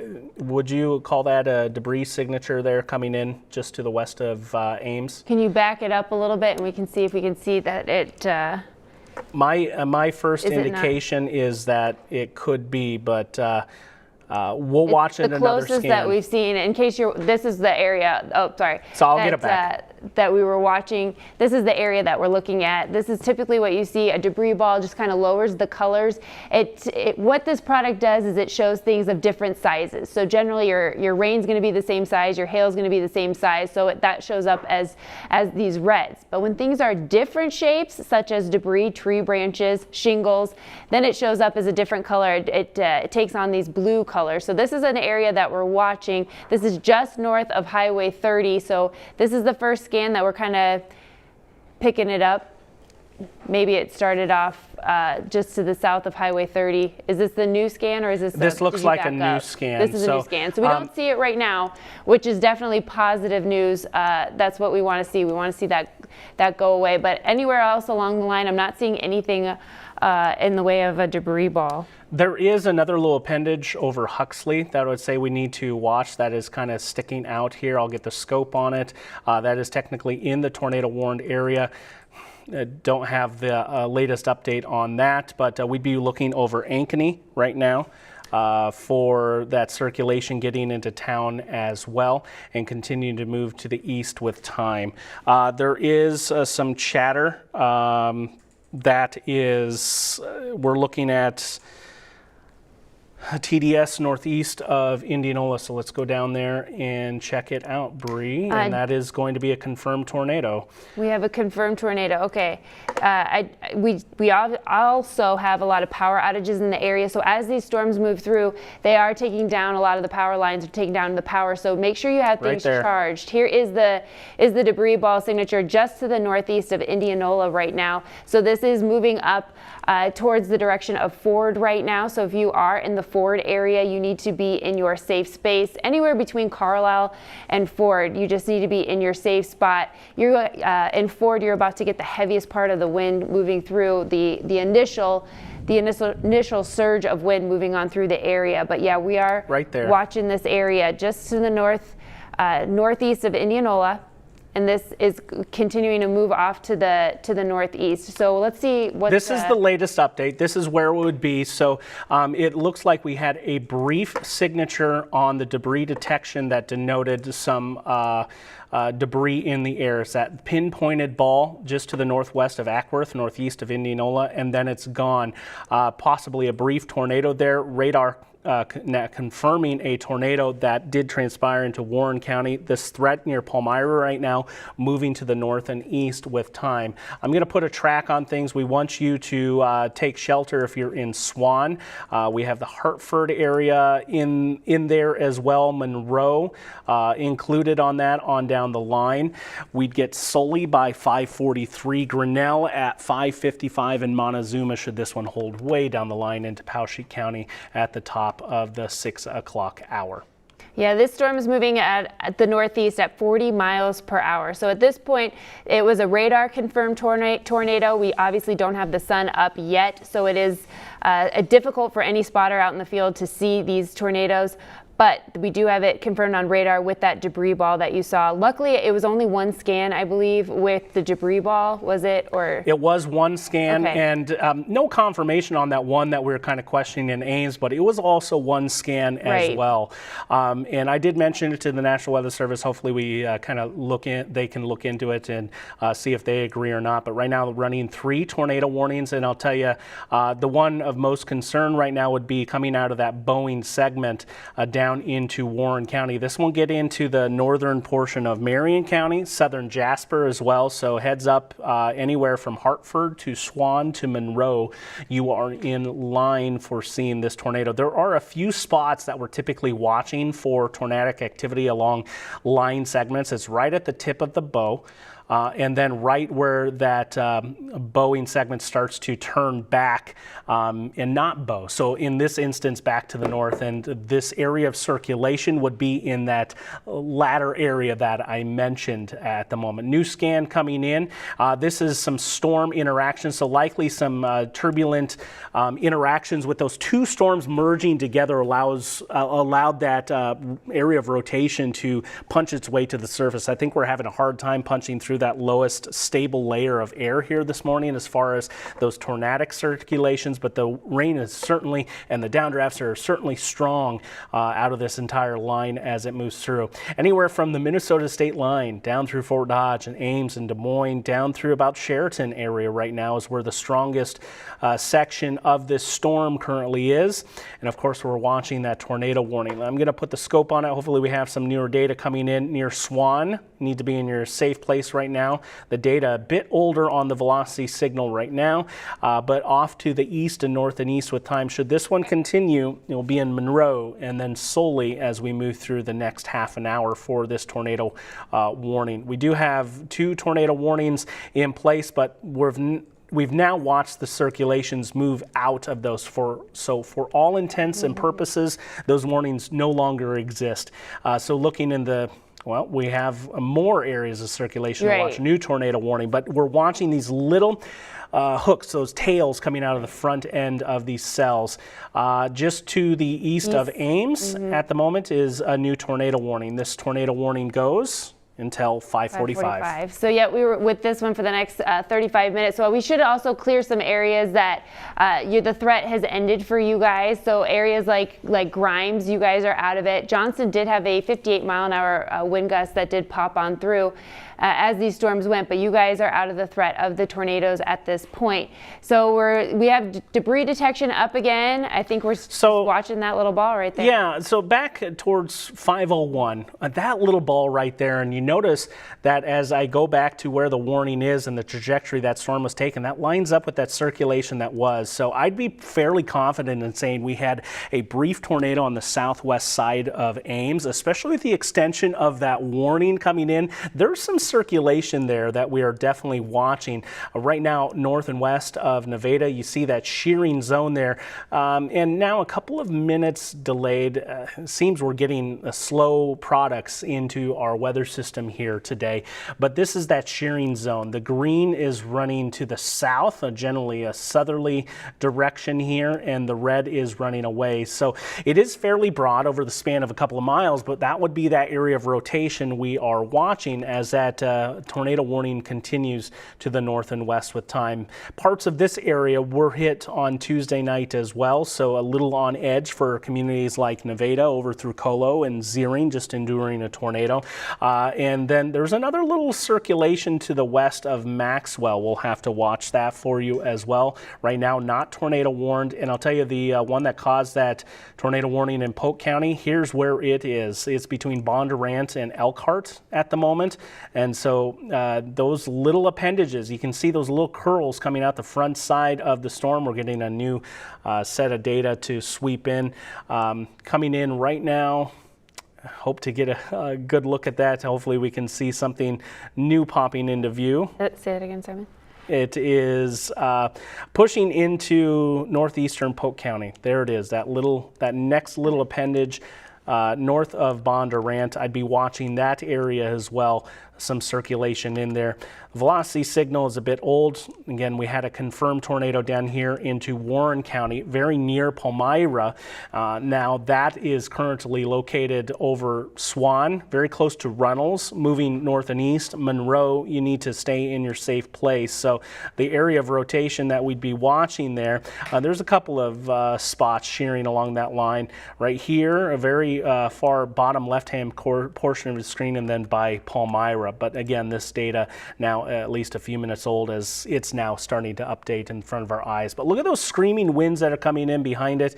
We have some strong signal there for possibly as high as 70-mile-per-hour winds along this line as it punches through. And we should also mention we have some damage reports coming in. So Rockwell City at 4:15 this morning, there was a semi blown over, trees down in that area. So that's what you can expect as this line of storms moves on through. If you are thinking you need to head to work, you just need to wait for these storms to pass. They are quick movers this morning. Earlier they were moving 50 to 60 miles per hour. Now we're seeing more 40-mile-an-hour with these storms movements, but it's still quick in and out. Perry right now is reporting several large trees down, 3,500 people without power. So if you are out ahead of this line, make sure you have your charger, everything charged up and ready to go. So if you do lose power, you do lose us on the TV, you can still track us on your phone. We are streaming live. Right now it's 5:13. We are in Good Morning Iowa, but we are doing extended coverage with these tornado warned storms going through the area at this time. So as we look at this segment right here that Chris has, this Boeing segment, this is going to be very strong wind. So Pleasantville, you're just on the front edge of this strong wind. Knoxville, it is coming at you. But we are kind of watching this notch area. That's just to the northwest of Swan. We're seeing this velocity. Now this is up in the air, 92 miles per hour. As it translates down to the ground, it probably won't be 92, but we have seen a report, one isolated report in the 70s. They're generally staying in the 60 mile per hour range, 50 to 60 mile per hour range here in the area as they move on through. But certainly a wind risk, wind damage as this moves on through with these straight line winds.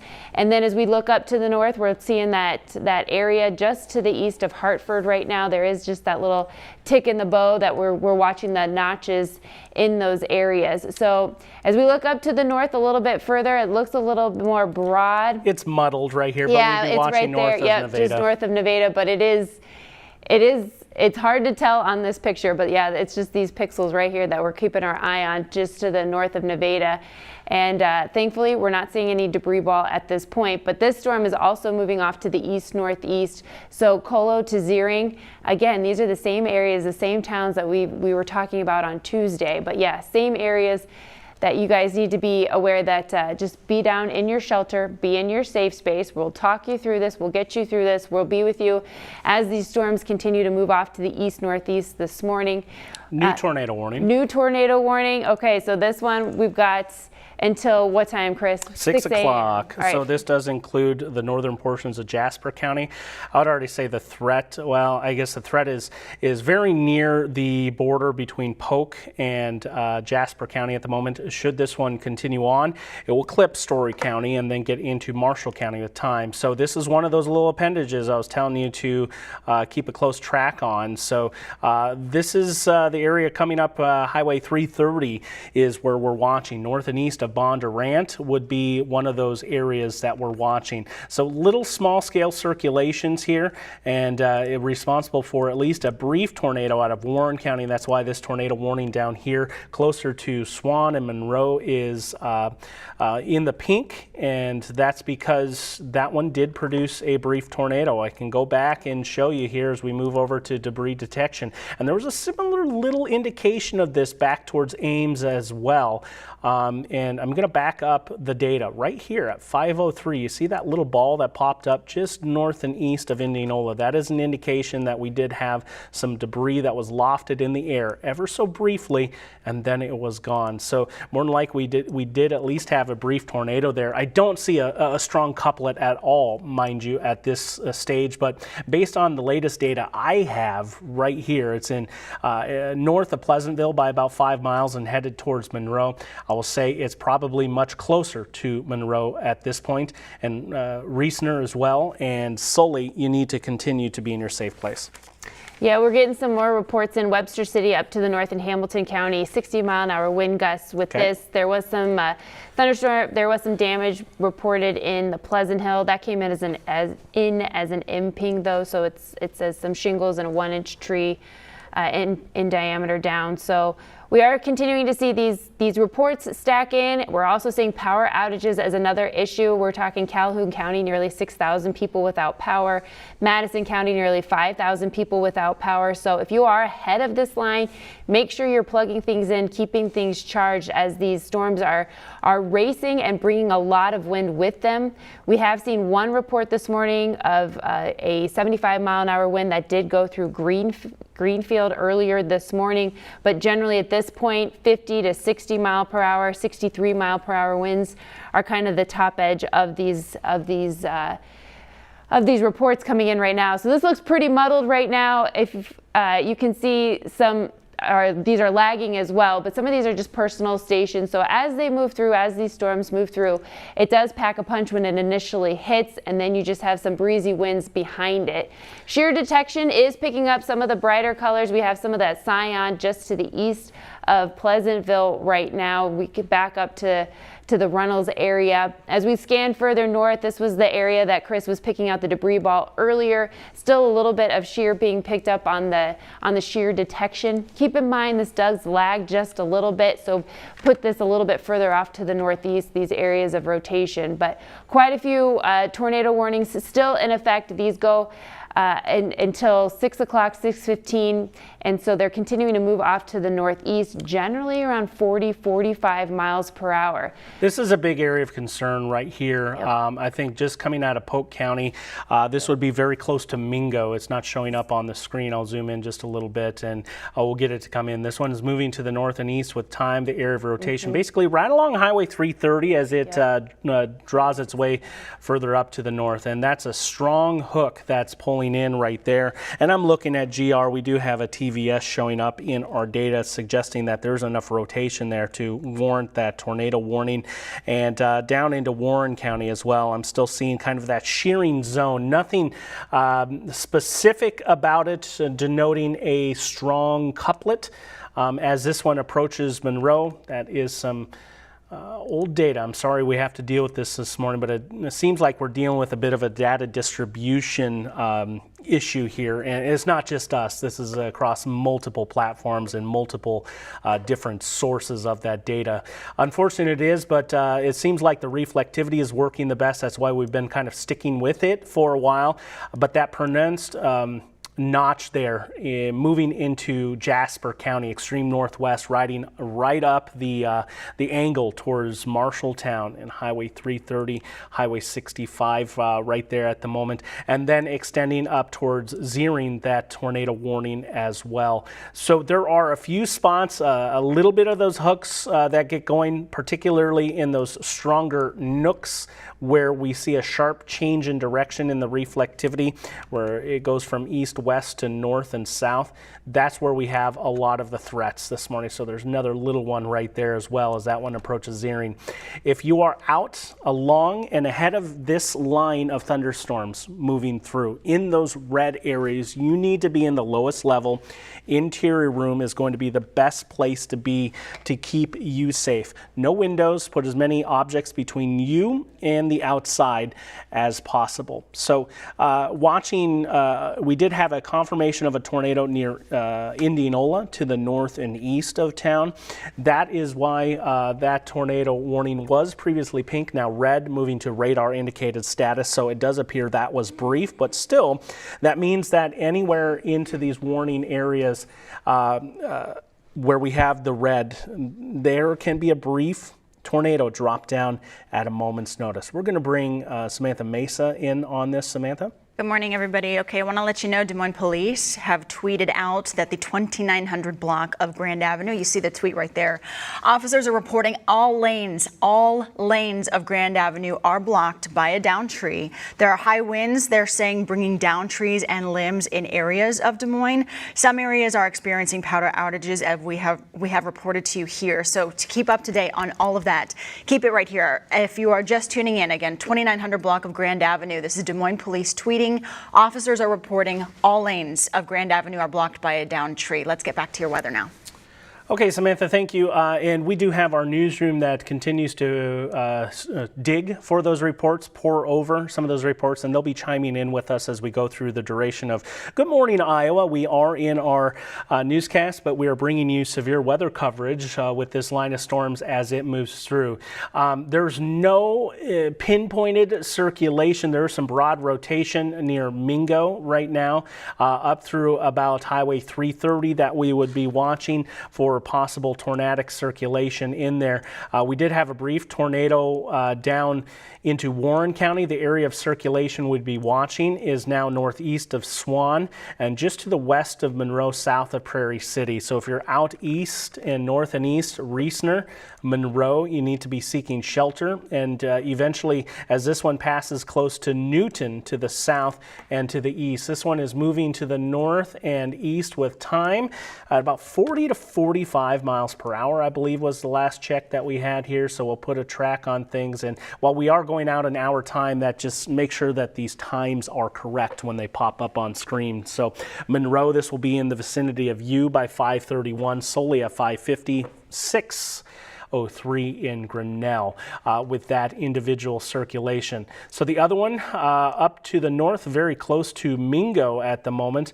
That one is continuing to move to the east and north and east as well at about that 40 to 45 mile per hour range. You see the estimated times of arrival. Baxter, be in your safe place, please. It will arrive around 5:32 with the strongest of this storm. Melbourne by 5:40. Marshalltown should it hold on the northern edge of that wedge, coming in just prior to the 6 o'clock hour. Very strong winds tucked away in here too. We've been highlighting a lot of those individual circulations. That wind is screaming over Warren and Marion County and Lucas County, way up high in the sky.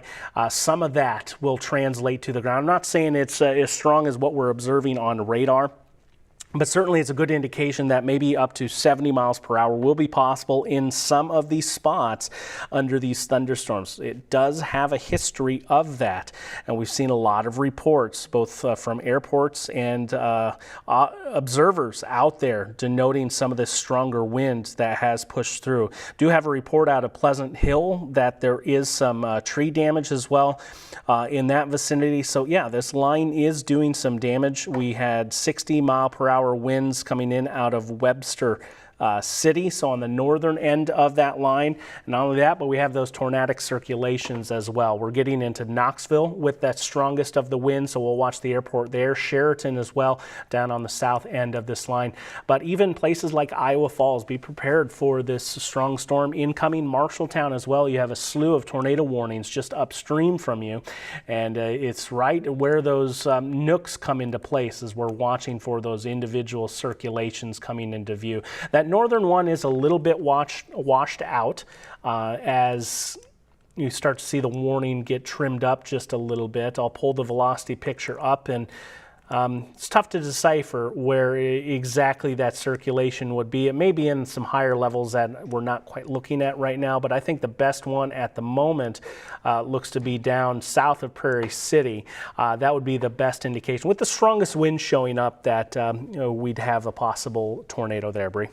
Yeah, I was looking earlier between Colo and Zeering, there was a tighter rotation, but it has broadened out a little bit. We do have that tornado in that area right now, that tornado warning, and that does extend until Let's take a look right here. It goes until, it's moving out at the east-northeast at 45 miles per hour, and this is going to continue this morning off to the northeast. But again, the rotation has really broadened out. We are getting some reports of a shed blown on Highway 92 down in Madison County. There's some images there. So we are still starting to see these damage reports coming on in to the area right now. Looking further down to the south, we just have these severe thunderstorm warnings that we need to also mention. There has been a history this morning of some hail, but by and large, the hail has not been the big story this morning. But we are getting some, if we can pull up hail detection down to the south, because we are seeing some hail pop up, some near the Columbia area into the Knoxville area. We're starting to see some shear or some hail in those areas as those storms move off to the east northeast. So we are seeing 1 inch hail come up on here, 3/4 inch hail. This would keep it sub-severe, but the storms to the south ahead of the line, that's where you're starting to see the hail. Back to the west with that line, we're seeing the wind being the primary threat, and then the brief touchdown. As Chris has said, we've had one confirmed that we know about. Could possibly have seen another based on the possibility of a debris ball up near the Ames area. But this entire line is starting to move on the east side of I-35 at this point, and so it's continuing to move, and we're watching these areas with these notches. Those are the areas of concern.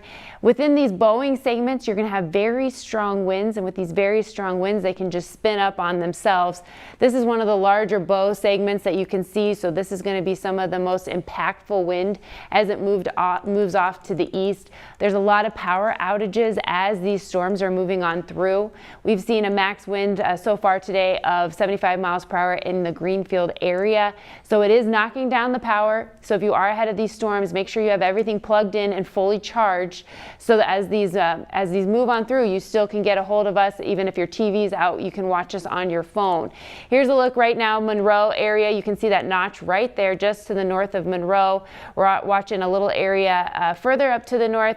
This one's a little less pronounced as far as what the greens and the reds right next to each other, but certainly some strong winds with those bright colors.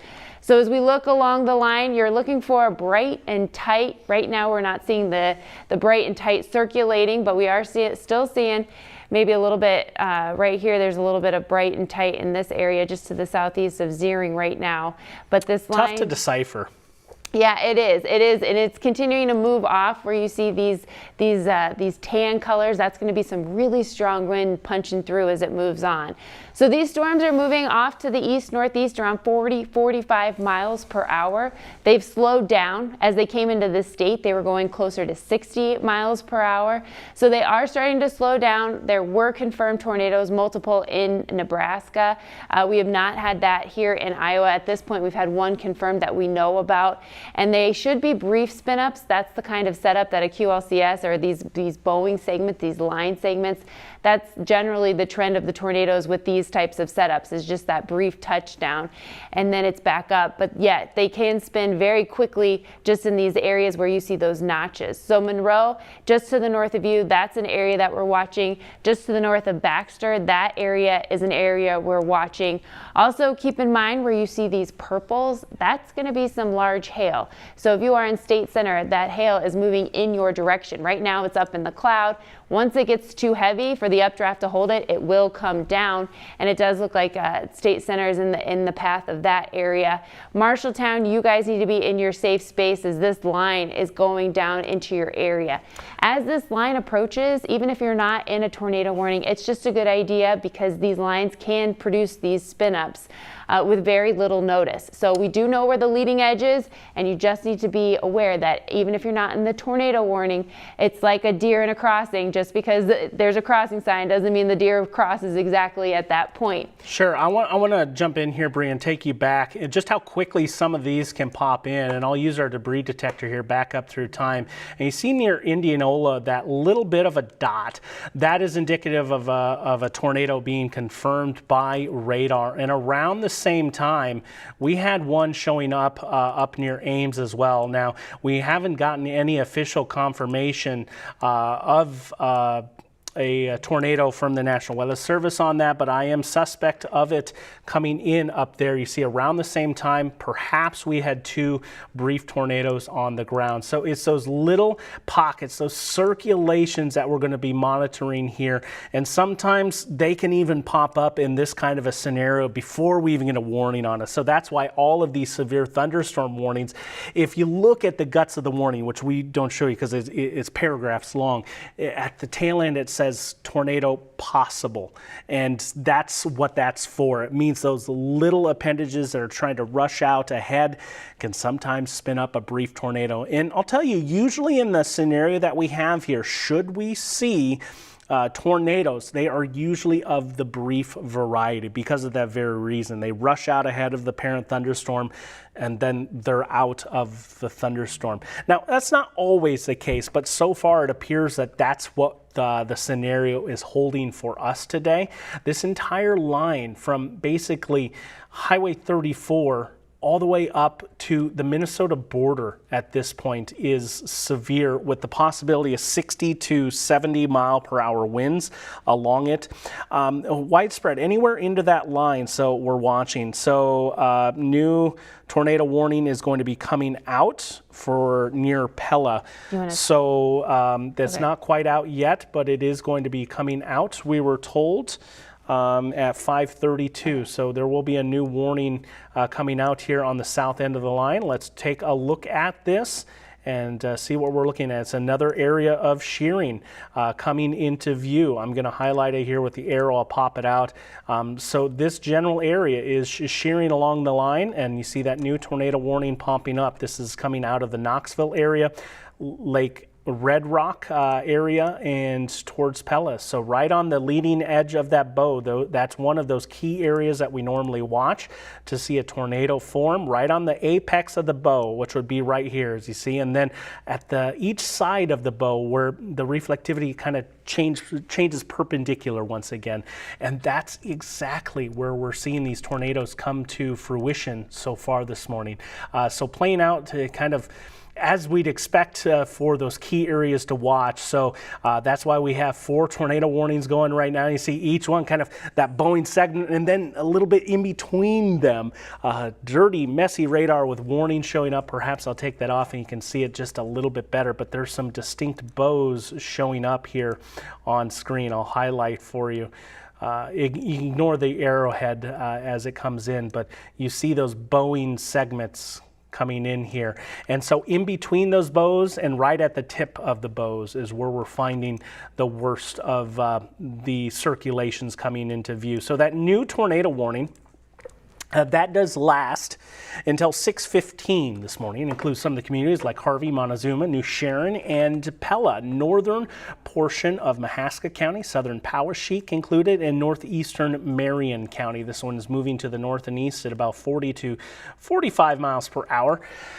Near Pella here any moment, just right outside of the wedge I drew. Layton, 5:42, near New Sharon at 5:55. And eventually, should this one hold, we get way out towards What Shear around 6:12. Active morning here. We're continuing to track a line of severe storms as we move through the 5:30 hour of Good Morning Iowa. We are in special coverage here of severe weather. Let's go to Samantha Mesa, going to talk some power outages with us. Hi everyone, we're keeping you updated all the ins and outs of this storm. Right now we are tracking 16,000 customers in Des Moines without power, Mid-American, 21,000 in total in central Iowa. So massive power outages happening right now, thousands without power. And if you are at home without power, just keep streaming us on your phone if that is the way to get your news as we track power outages, also road closures. We've also covered that Des Moines police have tweeted that the 2900 block of Grand Avenue is shut down due to trees falling. There's a lot of issues we're navigating right now, but again, we have 21,000 people in total without power. We're going to keep tracking your weather now and keep you updated minute by minute as this storm continues. All right, thank you so much, Samantha. We're going to continue to dig with our newsroom, some new reports to pass along with you, and some of these are staggering numbers coming in. Near Mingo, 70 to 80 mile per hour estimated winds coming in, and that is backed up by a 68 mile per hour wind to the west of Newton as this line moves through. Also being told that the tornado warning in Hardin and Marshall County will not continue downstream, so that is some welcome news. So we're focusing on the lower 3 tornado warnings as you see on screen here at the moment. But certainly, Bree, some impressive winds coming in all along this line, this segment of storms as it moves through. I'm seeing the worst of the Boeing segment right now coming out of Marion County, punching right into Mahaska County. Yeah, you can see with the power outage map, the areas that have been hit already. We're seeing, as Samantha reported, 16,000 people in Polk County without power right now. So if you are ahead of this line, make sure everything is plugged in, fully charged. If the TV goes out, we can still be streamed on your phone. But yeah, absolutely, we're seeing these strong winds continuing to move off to the east, northeast. These storms are moving around 40-45 miles per hour at this point. So besides that, we're also getting heavy downpours. There has been a couple of imping, some reports coming in the Pella area of quarter inch hail. So we're just down below severe limits with that, but there is just a little bit of hail with these storms starting to move off to the northeast. They're going to continue to move off, and thankfully they are starting to weaken just a little bit, as far as we were seeing multiple tornadoes down in Nebraska. We saw multiple 70-mile-an-hour plus wind gusts over in Nebraska, and here in our state they've been more 50 to 60 miles per hour. That doesn't mean there hasn't been isolated cases such as in Greenfield, where we had a 75-mile-an-hour wind earlier, and obviously there was a 70 to 80 mile-an-hour wind estimated by a fire official, I believe it was. Yeah, and just to kind of show you the power of the wind, and it may not look to be the most significant, but we do have a photo we can show you of a shed that was damaged, and this is coming in out of Madison County, so it's been some time, a little bit of a delayed report coming in. But yeah, there's some wind out there, and that's some ground truth, and no doubt you'll probably find across all of central Iowa today some tree branches down, some other sorts of wind damage, property damage, things of the like. There are some very powerful winds popping into view here this morning, and we're watching it roll through. I'd say the worst of things right now between about Highway 30 and Highway 34. So US 30 and US 34 right through the heart of central Iowa. Of course, that's right where we have those tornado warnings popping into view as well. So I'm going to take a second here, let those winds populate in. These come in from a variety of sources, but these are weather stations, and they're not always going to show the most robust or extreme numbers. You have to keep in mind that the positioning of some of these may not be the best, and also they may not be updating here real time, but you do see some bigger numbers, especially back in the metro. You see how long sometimes it takes for those numbers to get in here, but that's a good indication of what we have. 55 miles per hour reporting in Grimes, 54 in Ankeny, and then you heard towards, I believe, Mingo, it was that we had 70 to 80 mile per hour winds. So that's what we're dealing with here this morning. There's some areas, and it can be widespread along the line, that we're dealing with wind getting up north of 70 miles per hour in estimate. I'd be confident in saying, at least on a widespread level, 60 to 70 mile per hour winds going to be expected along this line, and even a few pockets that may be stronger. And once you start climbing over 60, you start being concerned with property damage and tree damage that comes in. That seems to be about that magical number to where we start seeing it on a widespread scale. Now, if we do have damaged trees or rotted trees, wet grounds, which we certainly do, sometimes lower winds can even do damage as well. So a lot of factors that go into this. I will say the southern 2 tornado warnings are the ones we need to be watching. Yeah, if we could zoom in, if we could get some velocity on the Reasoner area just to south of Newton. I was watching another product and it looked a little further north. Yeah, you can see this area right here. This is kind of the area that we need to watch right here. You can see those colors They're not necessarily super bright, but they are tight in this area. So just to the southeast of Newton right now, this is moving off to the northeast. So this is going to approach the Highway 6 area, Highway 63 down the line. But we need to see Grinnell. You guys need to be in your safe space at this point because this is a tornado warned storm. This is where we're seeing kind of some circulation in the area. And these storms, even though it might not be a tornado, we're obviously talking about the power of the wind with these storms moving on through.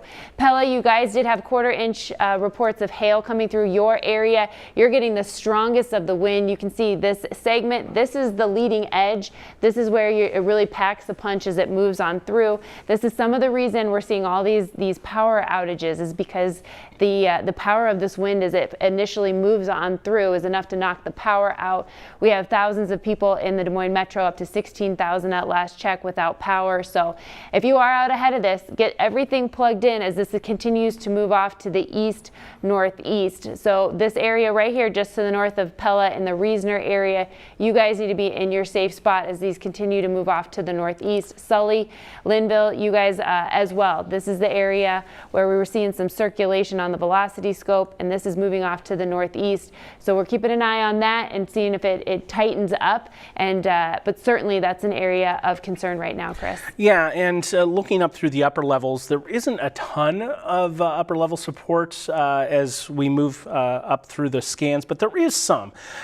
These would generally be weaker returns showing in, but we've seen these brief tornadoes dot all across central Iowa, or at least the warnings, the circulations we've been watching, and they can drop down and move back up very quickly. So that's why we're getting these tornado warnings to come into view. This tornado warning up to the north into Marshall County is now run its course. It's out of the watch box. It will expire officially in 3 minutes, but the threat has now moved out further ahead into northern Marshall County, getting into Hardin County, and as we've already mentioned, that will not be reissued.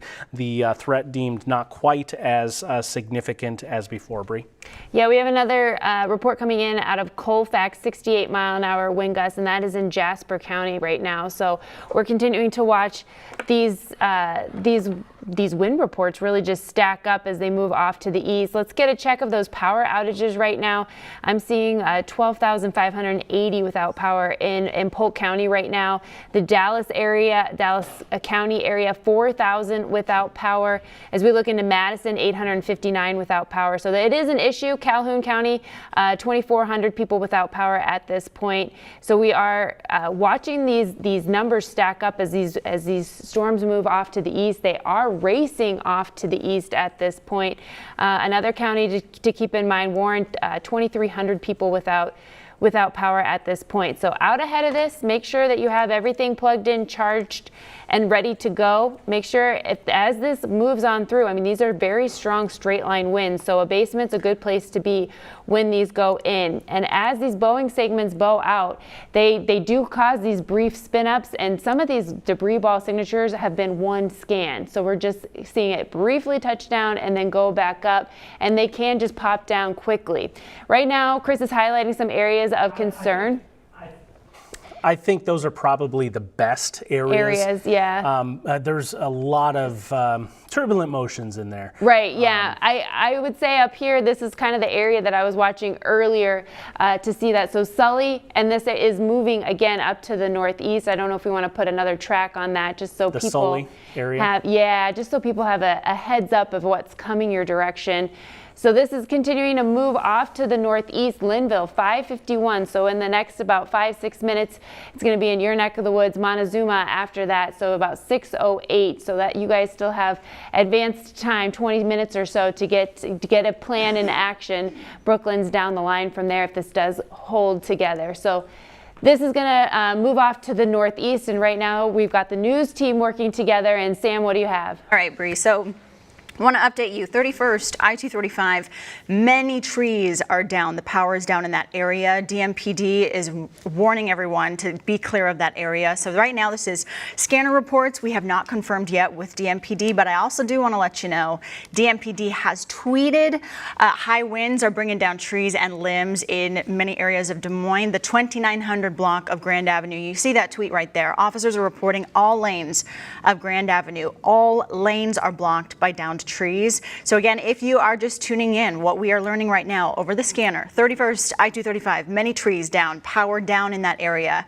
and other road closures happening there. So again, scanners, we're hearing that over the scanners. We're working to confirm that with DMPD. But again, also 2900 block of Grand Avenue. Officers reporting all lanes of Grand Avenue are blocked to downed trees. Now this is because of high winds. They're tweeting are bringing down trees. So be very careful. There's a lot of power outages we're tracking as well. And with that, if you do not have to go anywhere, don't. Staying where you are, finding a safe place to be right now is the safest thing you can do. Again, that is 2900 block of Grand Avenue. Officers are reporting all lanes are blocked in that area. And with that, we're going to continue getting your weather updates as these storms move through. Sure, Samantha. And I just tried pulling up the 235 at 31st camera, and it's actually down at the moment. So it may be signifying that there was some strong wind through there, perhaps a localized power outage. I did check the other cams surrounding that, and I didn't see anything significant. But yeah, they're saying that there is, you said, debris down on the interstate there. So debris down on I-235. We'll continue to dig into the newsroom. Bree, you just mentioned an area of interest to me, kind of behind the scenes here, that you're concerned in. Yeah, there's a couple actually that I just want to poke at real quickly. If you go up to the north, first of all, there's one just to the west of Hampton near Latimer and Coulter. It is in the severe thunderstorm warning part of the town, so not a tornado warned storm, but there was a couplet there that in this latest scan is kind of broadened out just a little just bit to the more. west of Hampton. Yeah, this is kind of the area that we're watching right here. This is not under a tornado warning, but as we've been saying all morning, these quickly put down a tornado, a quick spin up. So that's an area of concern. There was one just right on the edge of the area, but yeah, as we scan down this area right here west of Kellogg. Yeah, I'd say west of Kellogg as well. Yep. There is a small area of rotation. We have the greens going back to the west and the reds coming to the east. So that's right along Highway 6 there near Kellogg. And then you I think said another one down by Watchier. Yeah, it's just on the edge right here, Rose Hill to Watchier. It is broad. Yep. So this is just another area, and this is moving out of our area, but still something to cover if you are in the north. If it's just north of Rose Hill, so that's kind of the area, but heavy downpours and some strong winds moving through that area nonetheless. So just be aware that all of this is heading your way, and this is causing power outages as it goes. So just be aware these are very strong winds. We do have this tornado warning. What time does this expire? Does this continue on till? Sure. Let me get it sampled for you. I believe it's 6 o'clock, 6:15, excuse me, right. 6:15 for that tornado warning over Mahaska County. If you're back in Pella, you're clear. You're clear. Harvey's clear. Yeah, the backside of this is already in the clear, but it is the front half kind of on the east side of this Highway 63 that we're watching for the potential of a spin up in that area. But again, we do have these severe thunderstorm warnings, and all of these have that special tag with tornado possible because these are capable of just dropping down a brief tornado. So this area right here, this is just south of New Sharon, just to the southeast, south of Highway 63. That's an area that we're watching. Again, this is some broad rotation right north of Rose Hill and west of Watchier at this point. That is another area of concern with this storm as it moves off to the northeast around 45 miles per hour. Yeah, the velocity data kind of lagging just a little bit. That's been unfortunately kind of an issue we've been dealing with all morning. But that shearing zone, I'll go ahead and pull it up here in just a second.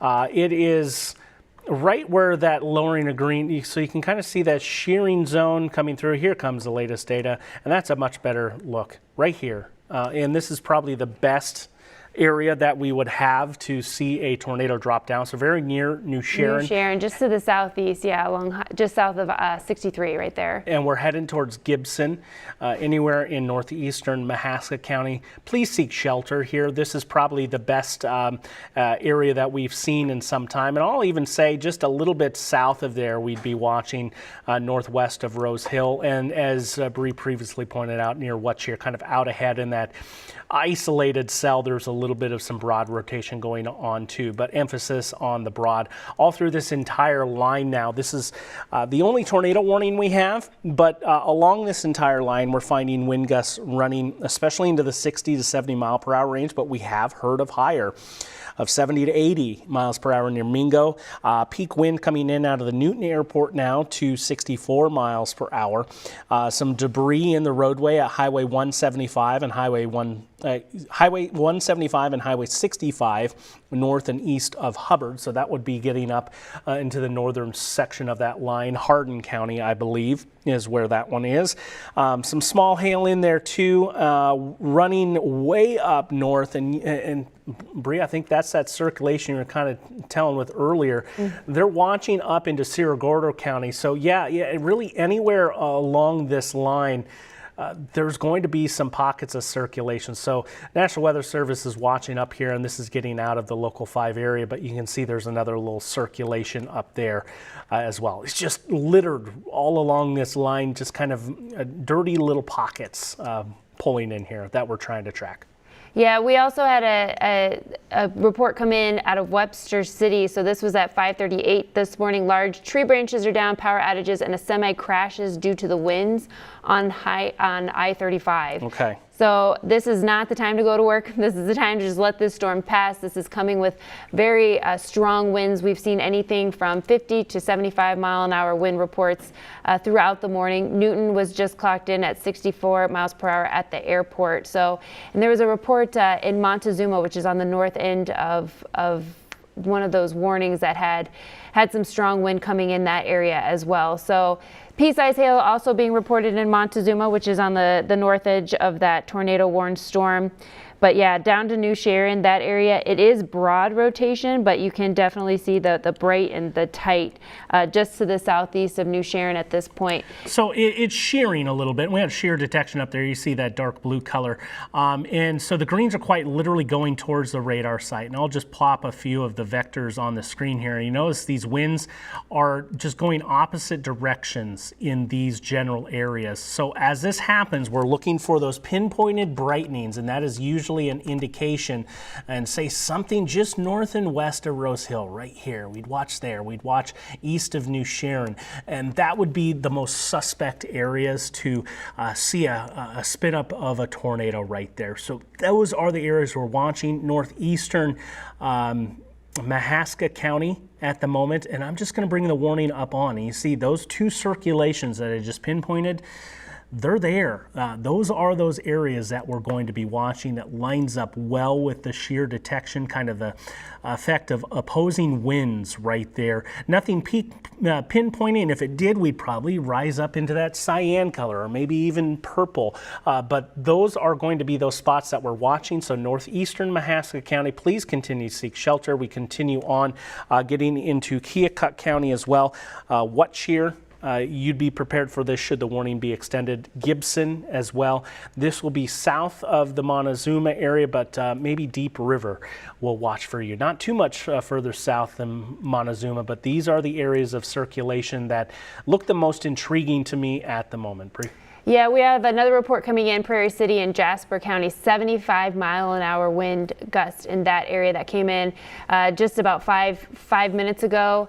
And then we also have another report of overturned semis on Highway 20. This is up in Buckeye in Hardin County. So obviously these high profile vehicles, we've seen several reports of semis overturned at this point, and with 75 mile an hour gusts moving through, 65 mile an hour gusts moving through, that is to be expected. So stay off of the roadways until these pass. I mean, this is a quick moving line.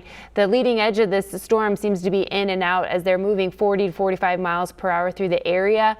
As they came in, they were roaring. They were 50 to 60 mile an hour moving storms. So they have slowed down a little bit, but they're still moving through quickly. You just need to be patient. Just give them some time to move on through the area. But yeah, we're starting to see some several reports with the 70 to 75 mile an hour winds, and that's in those Boeing segments, those areas that just kind of push out extra. You can see one down just to the east of Oskaloosa. These Boeing segments are those areas with just that extra push of wind as they move on through. So we're going to continue to watch this. As you put those into motion, you can see it just kind of jets out, and that's where you're going to see that really strong initial push of wind moving through the area, and that's where we're getting those 60 to 70 to 75 mile an hour wind gusts as they move off to the east.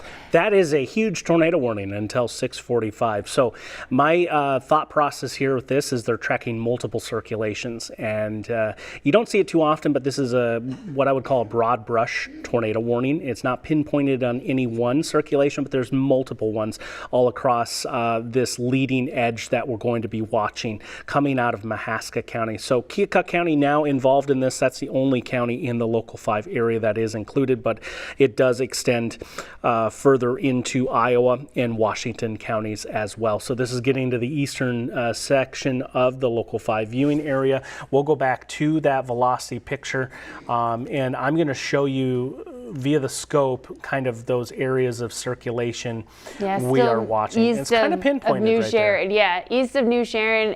We're starting to get into Keokuk County a little bit, but yeah, that's kind of the area that we're watching. On another product that I have, it's very much, you can definitely see the bright and tight just to the east of New Sharon, to the southwest of Barn City area. There is definitely in those areas that I highlighted there with the arrows. Yeah, there it is. What we're watching. We'll back into the Des Moines radar and kind of brought a. This is another version of a velocity picture to watch. So riding east on Highway 92 near Rose Hill, continue to seek shelter. This off to the east towards Sigourney, and then north and east of Oskaloosa, north of Rose Hill. Right at the tips of those arrows, kind of the areas that we are watching. All along that curve to the northwest, you can see the shear detection is hinting at that area where we're finding those opposing winds at the moment. Briefly, I'll just pop over to debris detection. We've only seen a couple of suspect areas here this morning pop in. Not seeing anything super obvious there. We do have more power data to talk to. We'll go to Sam. 22,000 customers without power right now in Des Moines. So if you are in the dark, you are not alone. A lot of folks, thousands, 22,000 from Mid-American that are without power. If you can continue just streaming on your phone, we'll keep giving you the latest updates to just keep you safe as best you can through this. And a reminder, we are also tracking road closures. 2900 block of Grand Avenue, officers reporting all lanes of Grand Avenue are blocked by a downed tree. And I'm also seeing on Iowa DOT, Iowa 92 in both directions. The road is blocked due to debris on the roadways. So this is about a mile east of the Sandyville area, County Road S31.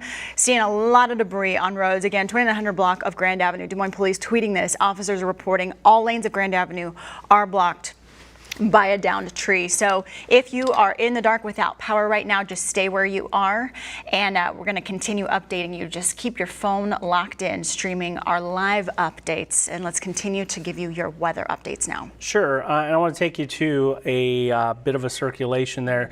Looks like over Spring Valley, some stronger, very isolated inbound winds, and this would be one of those suspect areas where I would say we'd watch for a brief tornado, and it's still there on that second scan. Yeah, it even brightened up. It got brighter and tighter, which that's what we look for when we're concerned with the spin up. But yeah, it did in that last scan. We should also mention that Oskaloosa, we were talking about the Boeing and the fast winds. They just clocked in with 71 miles per hour wind gusts in the Oskaloosa area.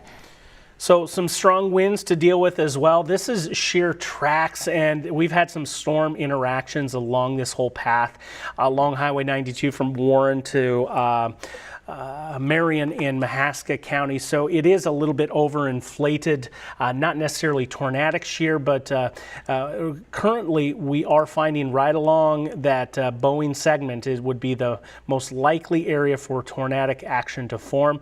Just recently, a localized little spike right over Spring Valley to watch for perhaps something spinning up. And I say two very close in proximity right there. And then closer to Watchir, a little bit to the south and west, it looks like a suspect area as well. Occasionally you see me jump over to the debris detection, and it's not necessarily showing us anything, but I'm always sampling that and looking for it just to see if something is going to be there. These are screaming winds though. You see those brighter colors as we transition through the pinks almost to the white colors over Oskaloosa to Knoxville and Albia. These are some extremely strong winds. Now, they are being sampled very high up in the sky, and we're talking to the tune of about 12,000 feet or so, excuse me, not quite that high, 5,000 feet or so, but 80 miles per hour being measured. Some of that is translating to the ground. It's not necessarily everywhere in here, but we are finding 60 to even close to 80 mile per hour winds that have been reported here for this morning. This Boeing segment on the southern side, and I'll bring up kind of cropped out, and I'll leave just the highest winds. You notice it is going to extend way to the north. Right now I think the strongest wind signal is over Mahaska County. Likely we're looking at something close to 70 miles per hour translating the surface. We've seen a lot of reports here. This wind is making it. So as Bree just mentioned, I believe south and east of Oskaloosa, 71 miles per hour, or is that a new report? Either way, that's significant. Yep, that just came in at 5 minutes ago. So we've also seen a peak wind up to the north. This is Mason City at 72 miles per hour. So we're starting to see those 70s come back because they really did go away for quite a bit. Marshalltown, 56 mile an hour winds reported just about 3 minutes ago. So we're still watching this line move on through. Prairie City did have 1 1/4 inch hail, and a couple 1 to 2 feet diameter trees toppled on garages and homes. Again, that's in the Prairie City area, and that was at 5:44, so about 15 minutes ago that report came in. So yeah, very potent storm, the very potent winds. These straight line winds are causing just as many issues this morning. We've only had 1 confirmed tornado that we know about. We suspect a couple others based on some debris signatures that we were looking at, but again, they're only one scan in length, and so that's how quickly these tornadoes, generally with this type of setup, are brief. They touch down and then they go back up. So we're continuing to watch this area right up here. This is the area that is the greatest concern. We've got this little guy right here, we've got this little guy, and then we've got southeast of Watchir. So we do want to let you know that we are now in the 6 o'clock hour of GMI, but we're doing continuing storm coverage because we have seen several tornado warnings throughout the morning, and we're continuing to track what we have. It's on the edge of the viewing area at this point, but we are continuing to track what's going on here just to the west of Thornburg. We have this rotation, this couplet right here, down to the south of Watchir. There's just that little notch area that we're kind of watching, and then behind this, besides the tornadoes, is the wind. We're having a lot of issues with power outages because this wind, we're seeing a lot of 60 to even 70 mile an hour reports coming in at this time. So Chris has us tracked out through 612 into Keswick, and then as we go into North English, 625 if this does hold together. So this is getting out of our viewing area, but if you do have family in this area, as a lot of us do, just make sure that they are up and going this morning, because this is one of those situations where you need an app or something to wake you up in the middle of the night. If the thunder doesn't do it, you need somebody to do it, or you need something to do it. So if you have family in this area, make sure you give them a call and let them know that this line is on its way and it's packing a punch, and plug everything in because it's taking out the power as it does go. So it's getting pretty muddied here, Chris. It's all kind of just washing together with those storms kind of meeting with the storms ahead of the line are now meeting with the line. Yeah, we have, whenever you get storms to merge together, it just causes what I'll say is a bit of chaos. And locally, that can make those little circulations come to fruition. I'll go to shear detection here, and you notice, and this is kind of as it translates. So we're looking at the leading edge, the one furthest to the north and east. Near Watchir, there is definitely some shearing going on. Not necessarily saying rotation, but we have winds that are in opposing directions. convection's happening, and that's where we watch for those most likely areas. Typically it's in at the top edge of where the bow starts and ends, and right at the tip of the bow as we go back to the satellite and radar, and you notice what cheers kind of right at the tip. So we're watching that northern edge and component as it goes back to Gibson to where we're watching for that circulation. Really broad tornado warning. For us, we're concerned with Keokuk County, and Sigourney is included, but I believe the threats are more so to your north and west with this one, especially into the southern portion. We'll be watching all of these smaller circulations. Any surging wind forward can create one of those little crevices to watch that can spin one of these up. I think the northern side of the line is where it's best, but definitely some strong wind that is going to be rolling into Sigourney here any moment. Yeah, we're just continuing to track. We haven't gotten any new reports in as far as wind reports go, but generally along this line, even into eastern Iowa, we're seeing several reports in the 70 to 72 mile an hour range. So as it continues to move off to the east, it is taking out power, and we've seen several reports this morning of semis being blown over. We've seen them on I-35. Reports have come in of semis blown over, as well as Highway 20. So it doesn't matter if it's a north-south road or an east-west road. You just need to let these storms pass, let them do their thing. There is a ton of wind packed in with these storms as they blow on by. Now, as we go through the later part of the day, we could still see some isolated showers and thunderstorms, but this is the big player today.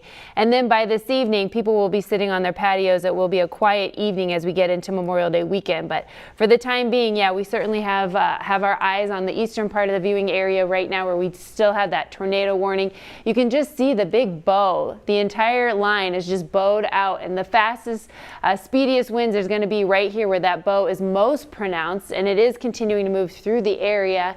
And we have more road closures to talk about. So Sam, I'm going to toss that over to you. All right, Bree. So I-92, both directions. If you look at your screen right there, this is at County Road S31. This is about a mile east of the Sandyville area. That road is blocked due to debris on the roadway. Iowa DO is reporting that. I also want to let you know that we have heard on the scanners that we haven't confirmed it yet, but there's reports of another road closure 31st and I-235. A lot of trees are down, power's down in the area. So this is 31st and I-235. Officers are in the area. Again, power out. Very dangerous conditions right now. Also, they have tweeted that the 2900 block of Grand Avenue, officers are reporting all lanes of Grand Avenue are blocked by a downed tree. So again, new information right now.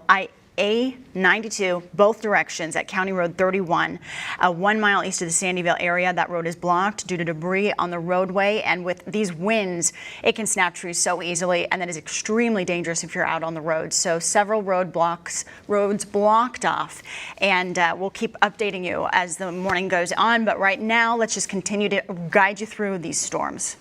Alrighty, we come back to the radar picture. Area I'm watching is just north of Thornburg and riding northern Keokuk County, where we have some of the strongest circulation at the moment. So the greens are running back to the west in this particular instance, and then the reds are rushing away. So that is that shearing zone where we can see one of those brief tornadoes spin up. And so riding right along the county line there, quickly to the debris detection and looking at it.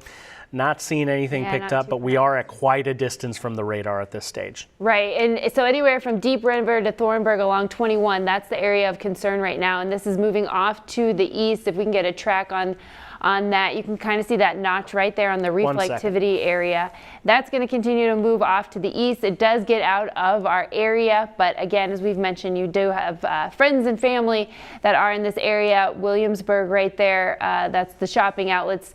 So we've got the Keswick at 616, North English around 627. So if you are in those areas, North English, you have a little bit of time, but you need to make a plan and you need to set it in action as this is continuing to move off to the east. Tiffin, it gets there if it holds together up until 7 a.m. this morning. So if you do have family in that area, make sure you let them know. But this is within the entire line that stretches from Minnesota down to Missouri. This is the most potent part of the line at this point as far as that bowing segment. Some of the speedier winds are moving through this area right now. We just have the pulse of the wind down to the south as those storms. They don't have the reds, the deep reds that we do here in the center part of the area. But we're continuing to watch this. Areas back to the west, Montezuma, you guys are in the clear as far as the tornado threat goes, but you are still within that warning box at this time. These are becoming a little bit more broken. The lines starting to break up to the north. So that is good news. That's a sign of dissipation, a weakening, and that's exactly what you want to see. That's exactly what the models were inferring was they would hold together to I-35 and then kind of fall apart after I-35, and that's kind of what we're seeing up to the north. However, down to the south, we just have a different environment that's holding these together. They are packing a punch as they move off to the east. Have we seen any more reports coming in, Chris, at all? You know, I haven't seen a lot of them come in from this particular area, but I can tell you just that segment, and we have it looping for you right here. That's the most powerful section of this storm coming in. So some strong wind gusts along this line. We've passed along a lot of 60 to 75 mile per hour wind reports out of this. Of course, tracking some possible tornadic circulations as well along this line out into Keokuk County. This is the only tornado warning we are concerned with at this time. Basically riding right along the Poweshiek and Keokuk County line. As you do start to see those circulations come to fruition. So new update to the velocity signal just south of Deep River and then Keswick. Anywhere along this line that's running east and west generally is where we're watching for these circulations to spin up. We'll go to the shear detection, and that will show you too kind of the areas that are pinpointed. There's even a few down further to the south, and we've highlighted that from time to time too. That there are a couple of smaller scale circulations popping up as well. So those dark blues denoting it. The leading edge is really accelerating forward here. And some of those strongest winds right now, I'd be expecting along and south of Highway 92 in both Mahaska and also Keokuk County at the moment, but also watching that northern section of that line. If we do see a tornado spin up, this is the most likely area at this point in time to which it would happen. Yeah, just some reports coming in. They're a little lagging behind, but we did see some reports of one inch hail in Lavilla. I'm probably butchering that name. Lavilla. Okay, there we go. Yep, 1 inch hail earlier in the morning in that area. So generally, it's been a wind show this morning. We've had a couple of tornadoes, suspected tornadoes. We have one that we know is confirmed earlier in Wayne County, I believe it was. But at this point, it's just kind of a wind issue. We did have golf ball size hail earlier in the Leon area. Those were with some individual cells out ahead of the line. So the line really hasn't produced much in the way of hail. This has been wind and then the threat of the brief tornadoes. These type of line segments, these generally just have those brief spin downs and then they spin back up. They happen very quickly, sometimes with very little warning. Even if you're not in the tornado warning, you can still get that. A lot of these warnings have the tag on it as tornado possible. So even if you're in a severe thunderstorm warning, this is one of those setups where there could be a brief spin up. Where these tornado warnings are is where the velocity is indicating that there is potential for the tornado. So the red box means that it is not confirmed, it's not observed, that it is radar indicated. And so that's what we have at this point. We've only had one magenta box, which does mean that the tornado is confirmed. So if we can put a stop on this and then kind of loop or put a velocity on it and then see kind of where this is going and get people out ahead of this storm aware that it's coming. Also, we want to keep in mind we are seeing a lot of power outages with this. So if you are ahead of this storm, make sure everything gets plugged in. You see these bright colors, that is some very strong winds in the Sigourney area just to the south.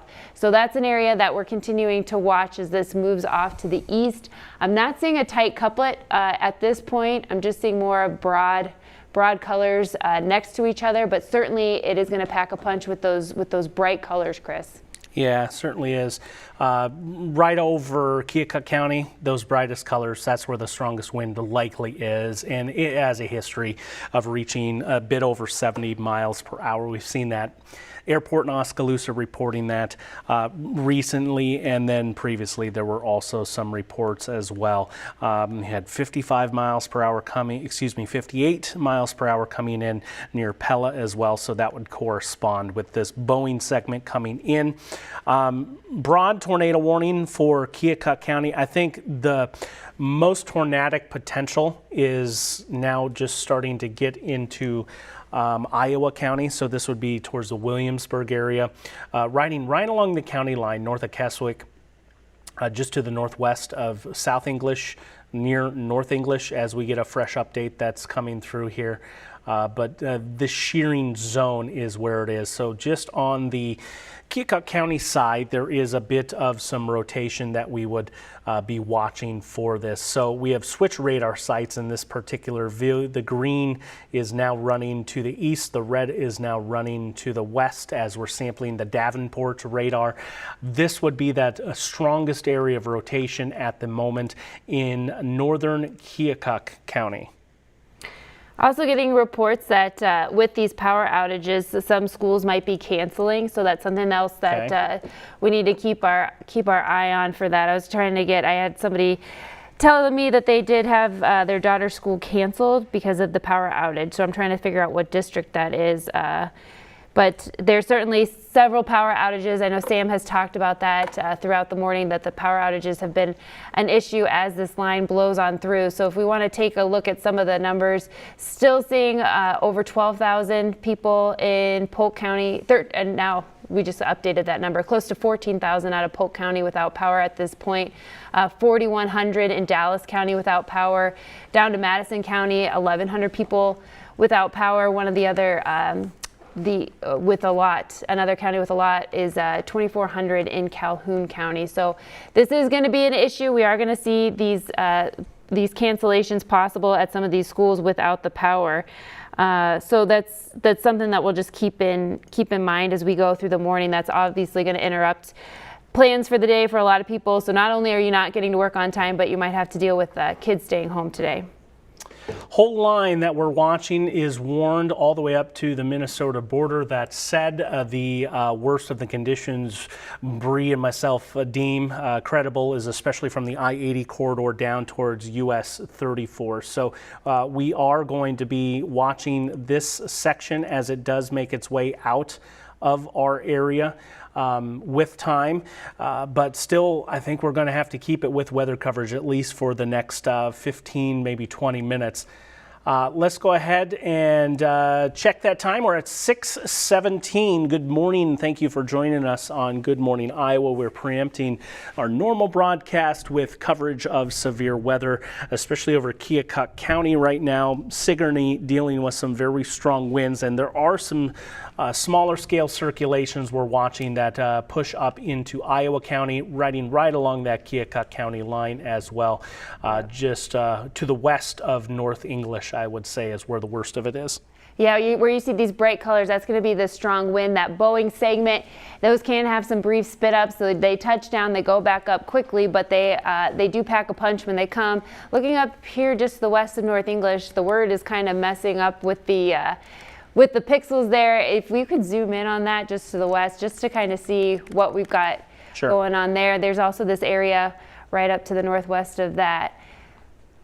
We were also getting some word that there's some trees down in Des Moines, Samantha. Yes, so this is what we have been reporting, 2900 block of Grant Avenue. There is a shot of those lanes blocked. You can see a tree taking over the road there. We have crews covering this. So this is 2900 block of Grant Avenue. Des Moines police tweeted about this earlier this morning.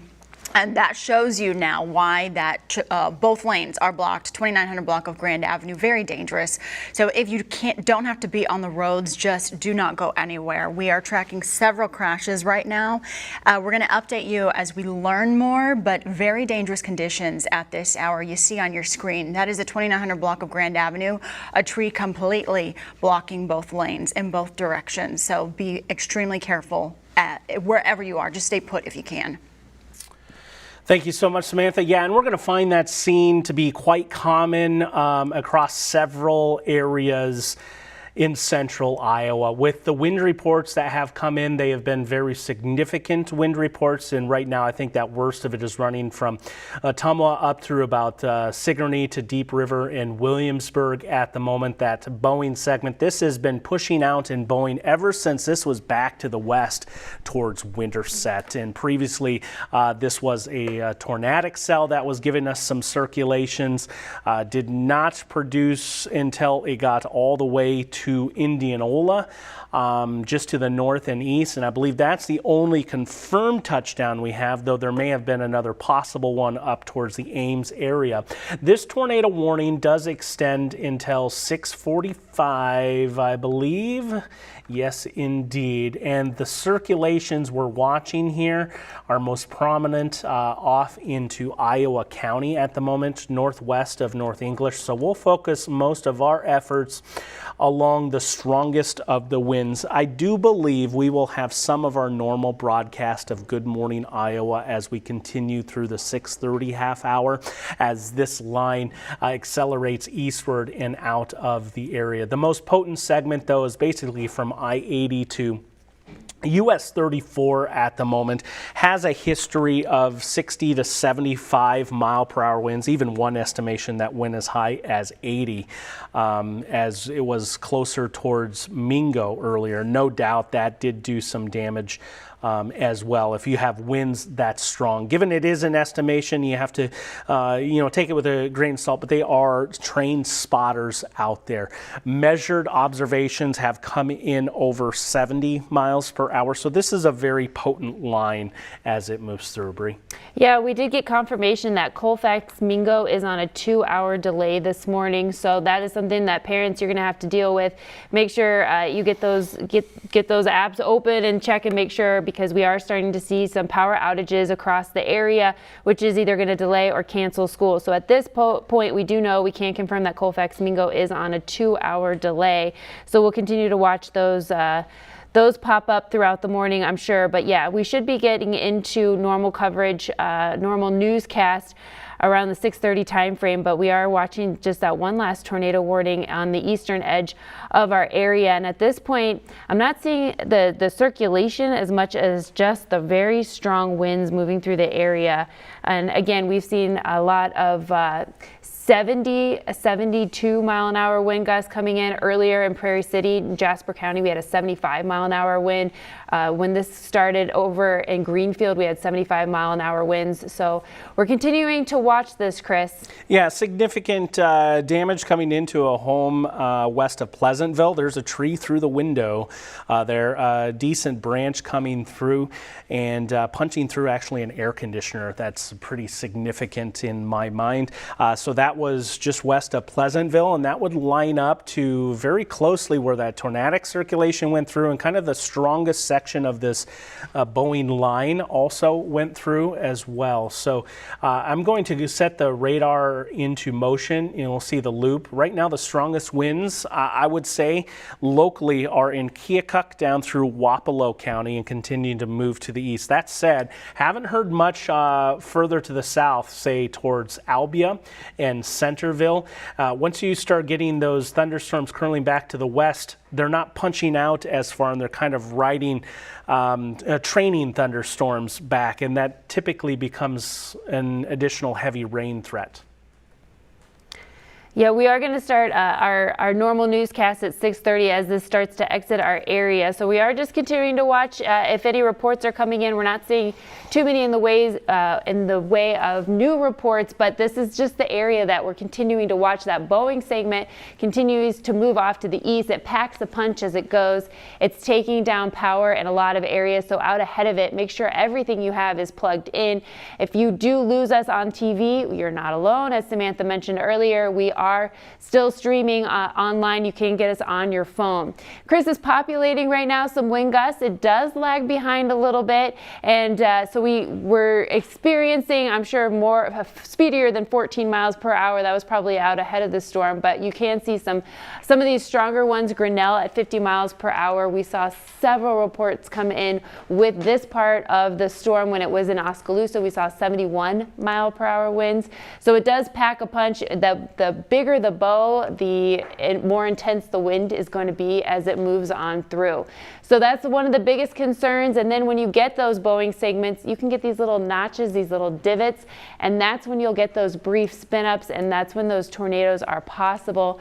So far, we have one that we know that we can confirm that happened earlier this morning. Most of this at this point has been a wind situation. We've seen some hail earlier, but it was not associated with this line. We had some cells out ahead of the storm where we did see up to golf ball size hail around the Leon area this morning. But this has just primarily been the threat of a spin up with the wind moving off to the east, and it's taking out power. We've had several reports this morning of semis down along Highway 20 and I-35 as well. We've had reports of trees down, and we've seen the pictures coming in from Des Moines here in the area. Power outages upwards of 16,000 in Polk County at one point. So that's something that we're continuing to watch as we watch the last of the warned storm kind of move out of the area, the tornado warned storm moving out of the area. So if you're on the back side of this, if you're in Hedrick, you guys are fine at this point. Sigourney, you guys are on the back side, not worried about the tornado threat for you folks at this point either. And as we look further up to the north, we're seeing the speedier part of the line start to move into the northeastern half of that county as it moves off to the east, Chris. Yeah, wind is the troublemaker here, and as we backed up the radar and we had those wind gusts plotted, you saw back towards Oskaloosa, there was a 71 mile per hour wind. Eddyville, I believe, was up there north of 50 miles per hour. Ottumwa was even up towards 50 miles per hour in the southern end of that line. The tornadic circulations are out of the Local 5 area despite a tornado warning that will extend till 6:45 for Keokuk County.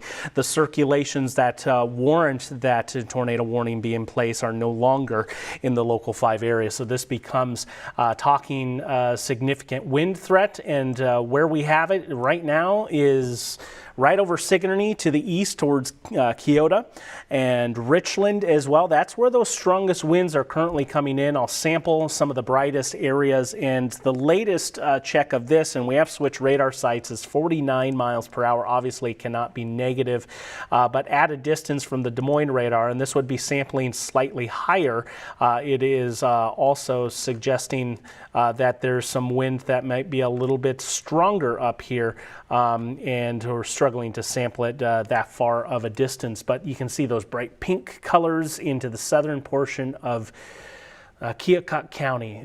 Down through Ottumwa right now, I think in the Local 5 areas where some of the strongest wind is, may not be the strongest overall in this line, but where some of the strongest currently is going to be. I'm going to continue to keep it here with coverage until we get to the bottom of the hour here at 6:30. Then we're going to join Good Morning Iowa as we resume our normal broadcast, just to help keep the timing a little bit in check here as we move through the final half hour before GMA. But the strongest area of wind right now is going to be into Keokuk County down through Wapello County. There is a severe thunderstorm warning for both of these, 6:45 for Keokuk County, and this lasts until 6:30 for Wapello and eastern Mahaska County. So this line in there has a history, especially in that Boeing segment, that has a history of 60 to 75 mile per hour winds, and I do see signal, especially over Keokuk County, where some of those strongest wind gusts may still be possible. It's been a very turbulent night, very active night. We've had numerous tornado warnings. Thankfully, at least at this point, only one confirmed tornado, and that was confirmed via radar that went through. We've had definitely some damage across all of central Iowa, now getting a report in of some large trees down on some vehicles in St. Charles Charles, and it even stretches back further to the west into Nebraska. Overnight, we had tornadoes moving through. So the threats are now exiting eastern Iowa. The leading edge of this thunderstorm moving off to the east here at about 50 miles per hour. Some estimated times of arrival of when those strongest winds will get here. Kyoto right on the eastern edge of the Local 5 area. Fairfield as well at 6:45, and then way on down the line we get to the Mount Pleasant area around 7:15.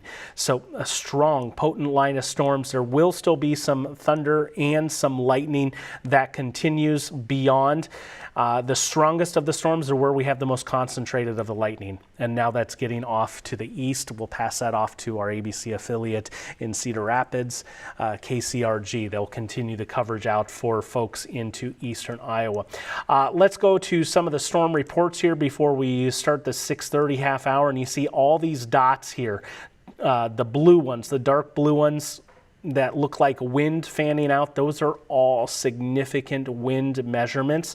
The ones that we're pointing at here are designating wind damage, and this is through the overnight, which means this is significant. During the daytime, we'd have a lot more of those reports coming in. And I think with daylight, we will hear of a lot more as well. So just to recap things, we do have Wapello County in a severe thunderstorm warning until 6:30. Keokuk County until 6:45. We'll be back with starting Good Morning Iowa here momentarily.